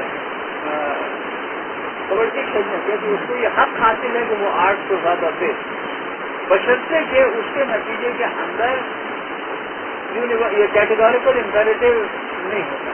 لہذا مذہبی رجحان رکھنے والے لوگ اگر معاشرتی سطح کے اوپر سرمایہ کے بڑھوتری کے جو اصول ہیں ان کی پابندی اختیار کریں تو بالکل اس طریقے سے انہیں آرٹ کے پریکٹس کی اور یہ سب کی اجازت دی جا سکتی ہے. مذہب کی چیز کی جائے اشتراکیت کے اندر پرسنل اور پرائیویٹ اور اس کی کوئی چیز نہیں. مطلب یعنی یہ کہ جب افغان کمیونزم کے دور کے اندر جب انہوں نے شروع میں بالکل ابتدا میں چیزیں نیشنلائز تو عورتیں بھی نیشنلائز یعنی جی میں مذاق میں حقیقت ہے نیشنلائز ویمن سمجھے نا. تو مطلب there is no space for personal یعنی life at least sort of socialism جو ہم نے ان ممالک کے اندر دیکھا ہے روس اور چین میں پرسنل کوئی چیز نہیں. جب فل زون کمیونزم وہاں موجود تھا تو پرسنل کوئی چیز نہیں. اتنا سوشلزم کا مذہبی اجتماعیت ہے اس میں انڈیویجویلٹی یعنی جب سوشلزم ختم ہو جائے گی اور وہ گاؤں کو ایک انڈیویجویلٹی کی طرف سے کرنے کا ہے لیکن یہ جو تو مذہب کی جو مخالفت ہے وہ اسی انڈیویجویلٹی کی ڈینائل کا ایک ابھی لیا آگے. اب تیسرا شروع ہو رہا ہے ریولیوشنری پروسیس 1861 سے 1949. اچھا جناب ایک بات کروں کہ ابھی تک ہم نے دو سوالات کے جواب دیے ہیں. نمبر ایک سوال یہ ہے کہ انقلاب کے مقاصد کیا تھے. नंबर दूसरे सवाल का जवाब है कि इनकलाब कौन लाया। इनके ऊपर कोई अगर गुफ्तगू करने की जरूरत करने देखिए, जब हम तीसरे सवाल की तरफ आ रहे हैं तो तीसरा सवाल यह है कि इनकलाब कैसे आया। इसमें हम सीधा सीधा बातें 1861 से लेकर 1917 तक की जान करते हैं। जिक्र किया नहीं, लेकिन तहरीक की इब्तिदा हुई थी 1861 वगैरह में, और वो लॉर्डिक जो है तो उन्होंने भी ये गैर कानूनी किस्म के काम शुरू किए और उनका ऐसा कि रियासत को खत्म किया जाए। लेकिन उस वक्त तो ये कोई मार्क्सिस्ट नजरिया या वो चीज या उनके जहन में तो कोई ये चीज थी कि रियासत को क्या किया जाए, तो वो कौन से नजरियात थे कि जिसने जिसकी बात मार्क्स ने उसकी जगह ली, या एक वो वही नजरियात थे उनको क्या चीज थी, क्या कौन सा रियासत और कौन सा निजाम कायम करना चाहते थे?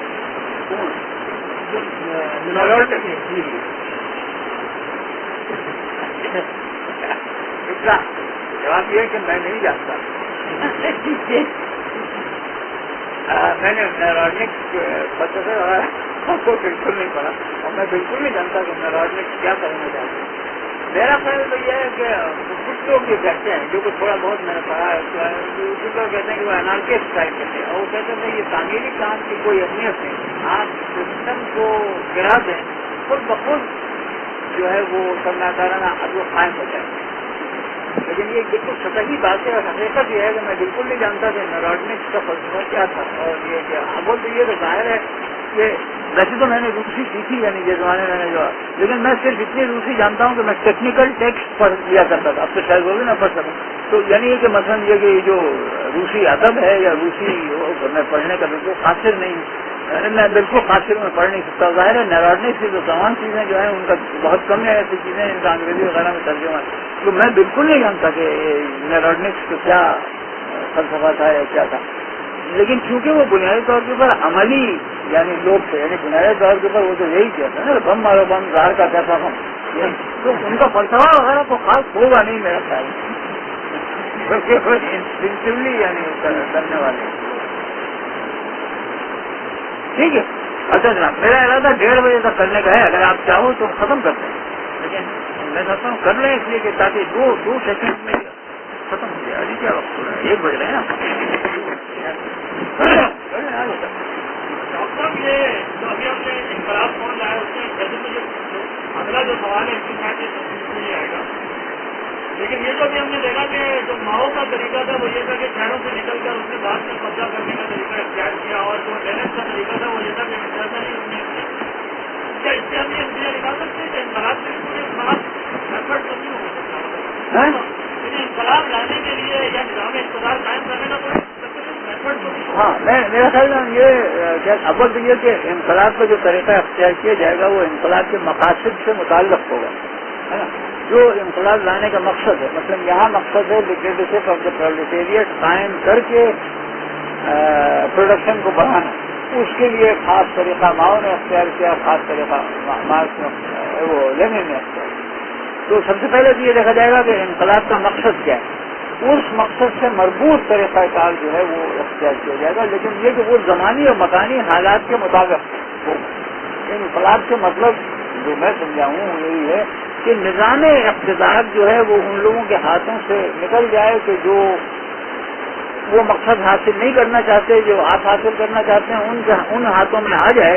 निज़ाम इक़्तिदार की तरतीब के जिम्मेदार वो लोग बन जाएं जो वो मकसद हासिल करना चाहते हैं जो इनकलाब का मकसद है ना। यही इनकलाबी अमल है। इनकलाबी अमल क्या है?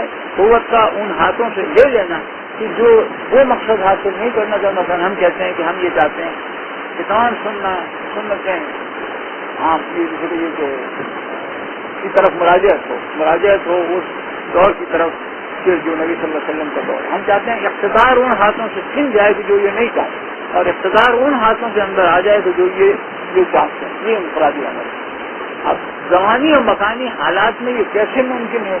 तो इसके लिए तकरीबी इज्तिहाद की जरूरत है। ऐसे इज्तिहाद की जरूरत है कि जो हमारी तारीख उसकी नफी न करे, हमारी तारीख हो, बल्कि उसके साथ उसका एतबार। लेकिन जाहिर है कि होगा वो इज्तिहाद इन मानों में जो होगी वो बिदअत हसना, इन मानों में जो होगी बिदअत हसना। और वो जो मखसूस हालात 21वीं सदी के अंदर पाकिस्तान में हैं, उनकी तनाजुर में वो تقریب کرے گی جس کے نتیجے کے اندر یہ انتقال اقتدار ممکن ہے. اچھا تو بس ہاں اچھا جی تو پڑھیے یہ دو لفظ میری سمجھ میں نہیں آئے. پہلے والی روسو فلم اینڈ ایورو. ہاں یہ بالکل. اب انقلاب کو سمجھنے کے لیے روسی انقلاب کو سمجھنے کے لیے تاریخ میں ذرا پہلے جانا ہوگا. نہایت اختصار کے ساتھ میں عرض کرتا ہوں. سمجھیے کہ 16ویں صدی اول تو یہ کہ اب یہ روس کہاں سے آیا یہ خود بہت بڑی کہانی ہے کہ ماسکو تو ایک بالکل چھوٹی سی وہ ہوتی تھی جیسے کہ یہ راجواڑا ہوتا تھا. ماسکوی اس کو کہتے تھے. وہ کیسے پھیل کے اتنا بڑا ہو گیا اور پھر تمام آدھے اسٹیٹوں پر قبضہ کر لیا ہے تمام کیسے ہوتا ہے. اس پھیلاؤ میں اس نے کوشش یہ بھی کی تھی روس نے کہ وہ یورپ کے اندر بھی گھسے اور یورپ کے بھی بہت سے علاقے قبضہ کر لے. لیکن اس میں وہ کامیاب نہیں ہوا. وہ خاص کامیاب نہیں ہوا بلکہ یورپ کے اندر جو تھے وہ بہت یعنی قلیل علاقے وغیرہ کا قبضہ کر سکا. تو اس ناکامی کے نتیجے کے اندر دو مکاتیب فکر پیدا ہو گئے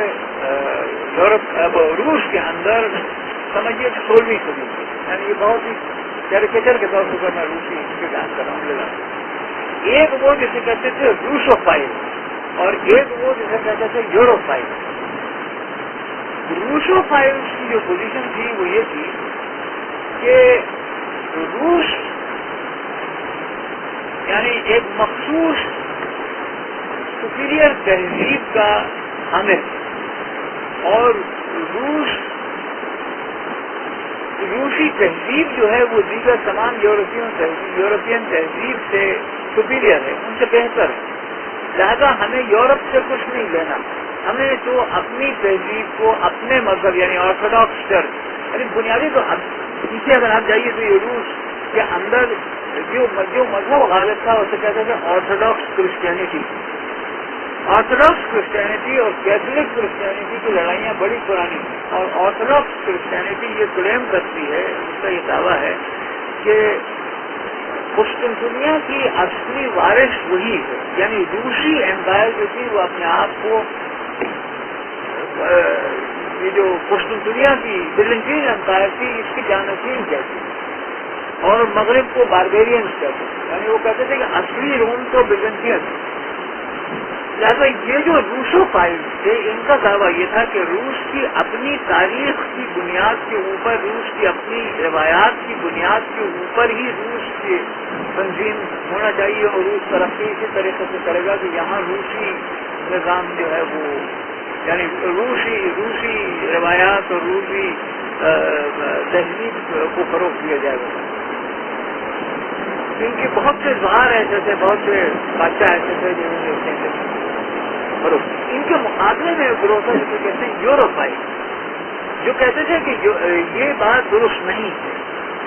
روس یورپ کا حصہ اور روس کو یورپی تہذیب کے اندر ضم ہو جانا چاہیے. اس کے اندر دو زہار بہت اہمیت رکھتے ہیں. ایک کا نام ہے پیٹر دی گریٹ اور دوسرے کا نام ہے کیتھرین دی گریٹ. یہ دونوں جو تھے انہوں نے ایکٹیولی اپنی بادشاہت کے دوران اس چیز کی کوشش کریں کہ یورپی عمل دخل جو ہے وہ عمل دخل جو ہے وہ روس کے اندر عام کریں اور روسی معاشرت کو یورپی انداز میں حل دیں. یورپی تہذیب کو روس کے اندر جیسے کہ یہ کہ فروغ دینے کی صحیح کرنے والا جو گروہ تھا اسے یوروپائز کیا.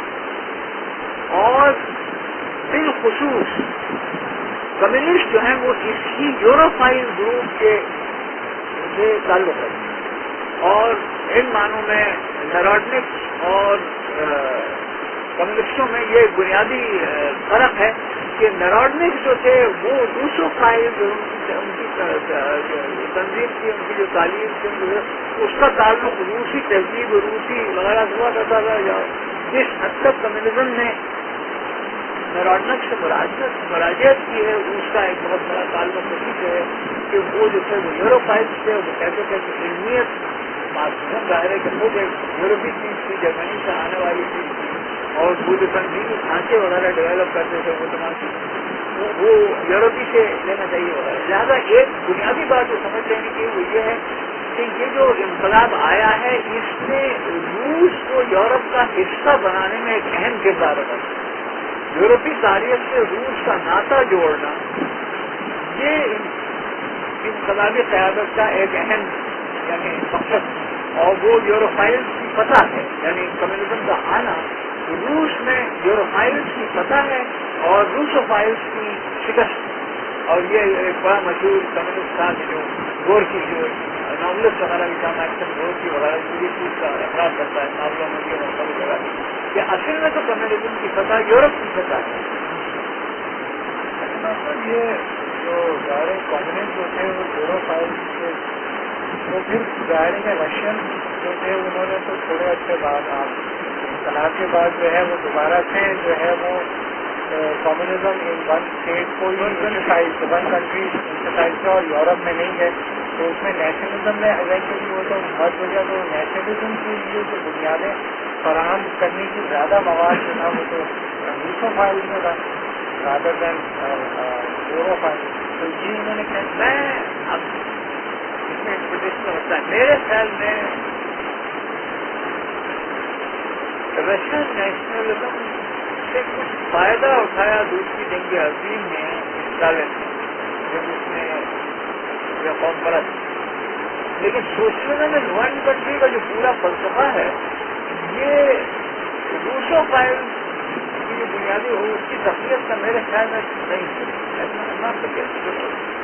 سوشلزم میں ون کنٹری کا جو پورا فلسفہ ہے وہ تو ظاہر ہے کہ انقلاب کو امینڈمنٹ کرنے کا یعنی یہ کہ آپ دنیا میں انقلاب نہیں آتے. اور دنیا کی تمام کمیونسٹ پارٹیوں کا فرض یہ ہے کہ وہ روس میں انقلاب کا تحفظ کریں. یہ دنیا کی کامن فارم جو اس نے بنائی تھی کیا کہتے ہیں اسٹالن نے بنائی تھی، اس کا بنیادی منصوبہ یہ تھا کہ اب دنیا میں انقلاب نہیں آ سکتا. You have to build socialism in one country, پہلے یہاں، اور پھر یہ ایک ماڈل ہو جائے گا جس کو دیکھ کے سب لوگ جو ہے وہ کمیونزم کی طرف ہوں گے. لہٰذا تمام کمیونسٹ پارٹیوں کا، جرمن پارٹی اور برٹش پارٹی اور فرینچ پارٹی اور امریکن پارٹی، سب کا مقصد یہ ہے کہ روس کا تحفظ کرنا ان کا عزم کریں. نیشنلزم روس کے اندر سوویت یونین کے اندر کیسے گھسا، اب وہ ایک خود بڑی تفصیلی گفتگو ہے جس میں ظاہر ہے کہ وہ جو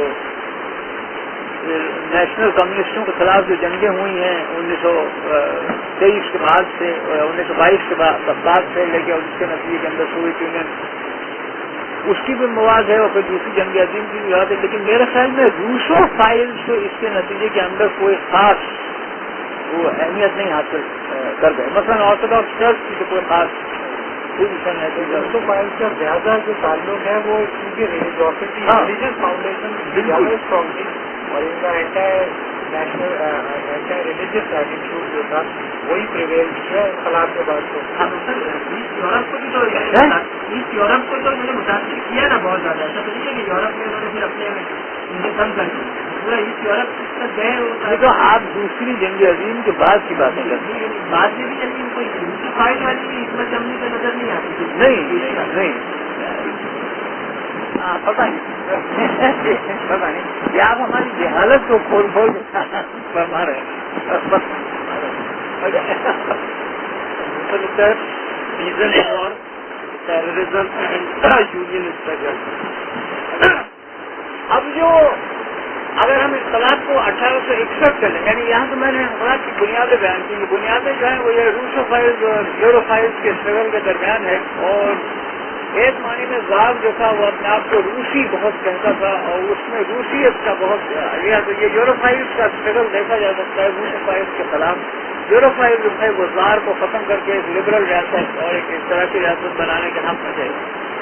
لیکن جو عمل شروع ہوا انقلاب کا وہ تو مورلس 1861 ہی سے شروع ہوا. اور 1861 میں جیسے میں نے پہلے آپ سے کیا جو بنیادی تھا وہ یہی تھا کہ جو ہے وہ فریڈم آف دی ٹرسٹ، اور یعنی یہ کہ سرچ کو آزاد کر دیا گیا اور سرچ کو اس بات کا اختیار دیا گیا جو اپنی زمینوں سے بھی آ جائیں چھوڑ دیں اور جو زمینوں کے اوپر وہ تھے ان کا قبضہ بھی ان کو دے دیا گیا وغیرہ. اس کے بعد جیسے میں نے آپ سے کیا کہ جو ٹینڈنسیز ہوئی وہ ایک تو وہی جس کو ہم ٹیررزم کہتے ہیں، یعنی غیر قانونیت اور زار کے اقتدار کے خلاف جو ہے وہ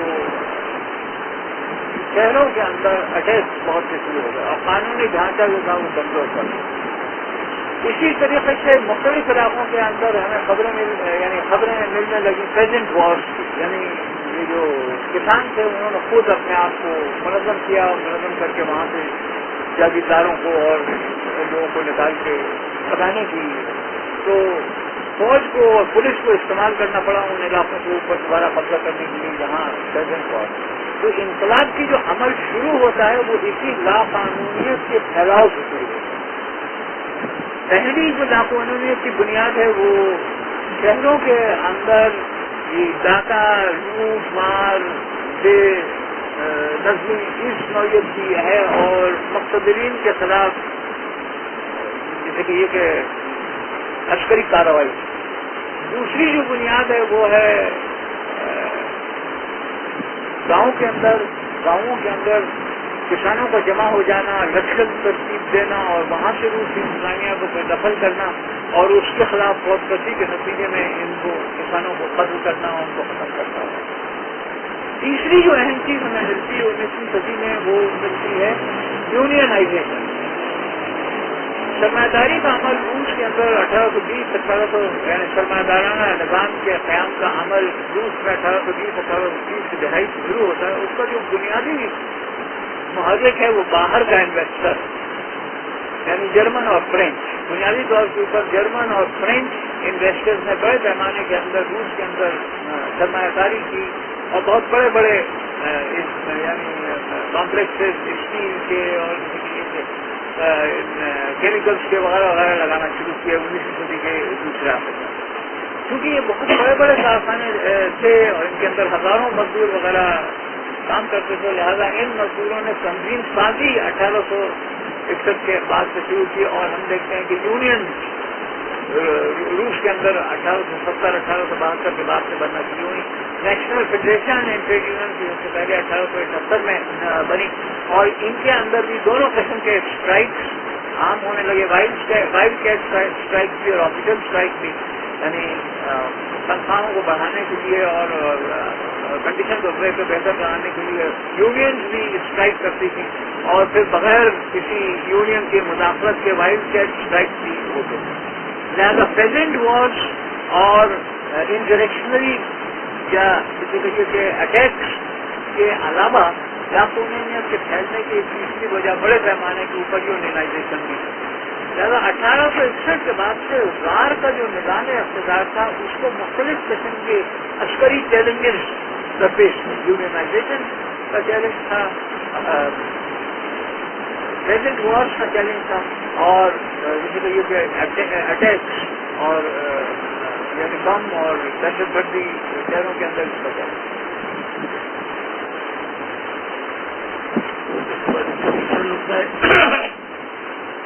1905 press rehearsal. ہاں وہ 1905 کی press rehearsal in Saint Petersburg میں جو 1905 کی مطلب یہ تو وہی ہم پہلے بھی تذکرہ کر سکیں گے کلیدی اہمیت جو ہے اس کی وہ 1905 کی ہے۔ 1905 کے اندر جیسے میں نے پہلے آپ سے کیا تھا کہ جاپانیوں نے روسیوں کو شکست دی، اس کی شکست کے اندر خود بخود سوویٹس نکل آئی اور سب سے اہم سوویٹ جو تھی وہ سینٹ پیٹرسبرگ میں تھی۔ سینٹ پیٹرسبرگ تھا اس وقت روس کا دارالخلافہ تھا عملاً، یعنی عملہ ویسے تو قانوناً تو ماسکو تھا لیکن عملاً سینٹ پیٹرسبرگ تھا۔ زار زیادہ تر سینٹ پیٹرسبرگ میں رہتا تھا۔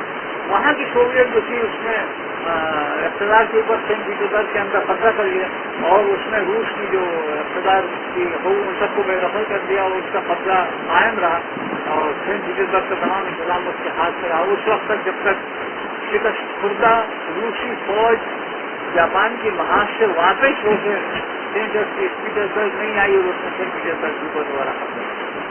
تو سوویت جو قائم ہوئی تھی جس کے اندر یہ تینوں گروپ شریک تھے، بالخصوص ورکرز اور سولجرز کی یہ سوویت تھی جس کے اندر بولشیوکس کی میجارٹی تھی اور اس کے ہاتھ میں سینٹ پیٹرسبرگ کا اقتدار رہا۔ اس وقت ان میں زیادہ تر لوگ ختم نہیں ہو گئے اور دوبارہ فوج نے اپنا قبضہ کیا۔ چوتھا پوائنٹ ڈاکٹر کیپٹل میں لکھا ہوا FR Menshevik upsurge and rule. پھر 1913 فروری 1917 the defeat of historical. FR Menshevik upsurge and role.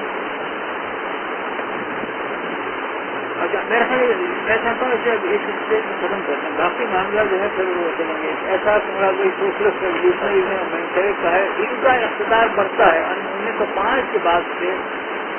اس کا صرف پھر آگے معاملہ آپ کو چلانے لے رہا ہوں، لیکن بنیادی طور کے اوپر جب یہ قبضہ ہو گیا تو روسی انتظامیہ ڈر گئی.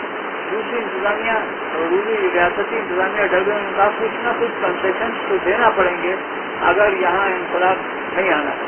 تو اس کے نتیجے میں انہوں نے مینشوک اور سوشلسٹ ریولیوشنریز کو بہت سے اختیارات دیے. سوشلسٹ ریولیوشنریز وہی جماعت تھی جو نیرودنک سے نچلی تھی، لیکن جس کو حکومت بھی سمجھتی تھی کہ اس کو اپنے ساتھ ملایا جا سکتا ہے، دہشت گردی وغیرہ سے اس کو فارغ کیا جا سکتا ہے، اس کو توبہ کروائی جا سکتی ہے، اس کو اختیارات دیا. تو 1905 کے بعد سے 1914 تک کا ایسا دور ہے جس کے اندر دھیرے دھیرے مینشوکس کو اور سوشلسٹ ریولیوشنریز کو اقتدار میں شریک کرنے کی مختلف طریقے کی ہے. اس کے اندر جو بنیادی کردار ادا کیا وہ روس کے کی فائنانس منسٹر اسٹالین نے ادا کیا، جس نے سوشل ڈیموکریٹک پالیسیز اسی طریقے سے اپنا لی جس طریقے سے بسمارک نے اپنا لی.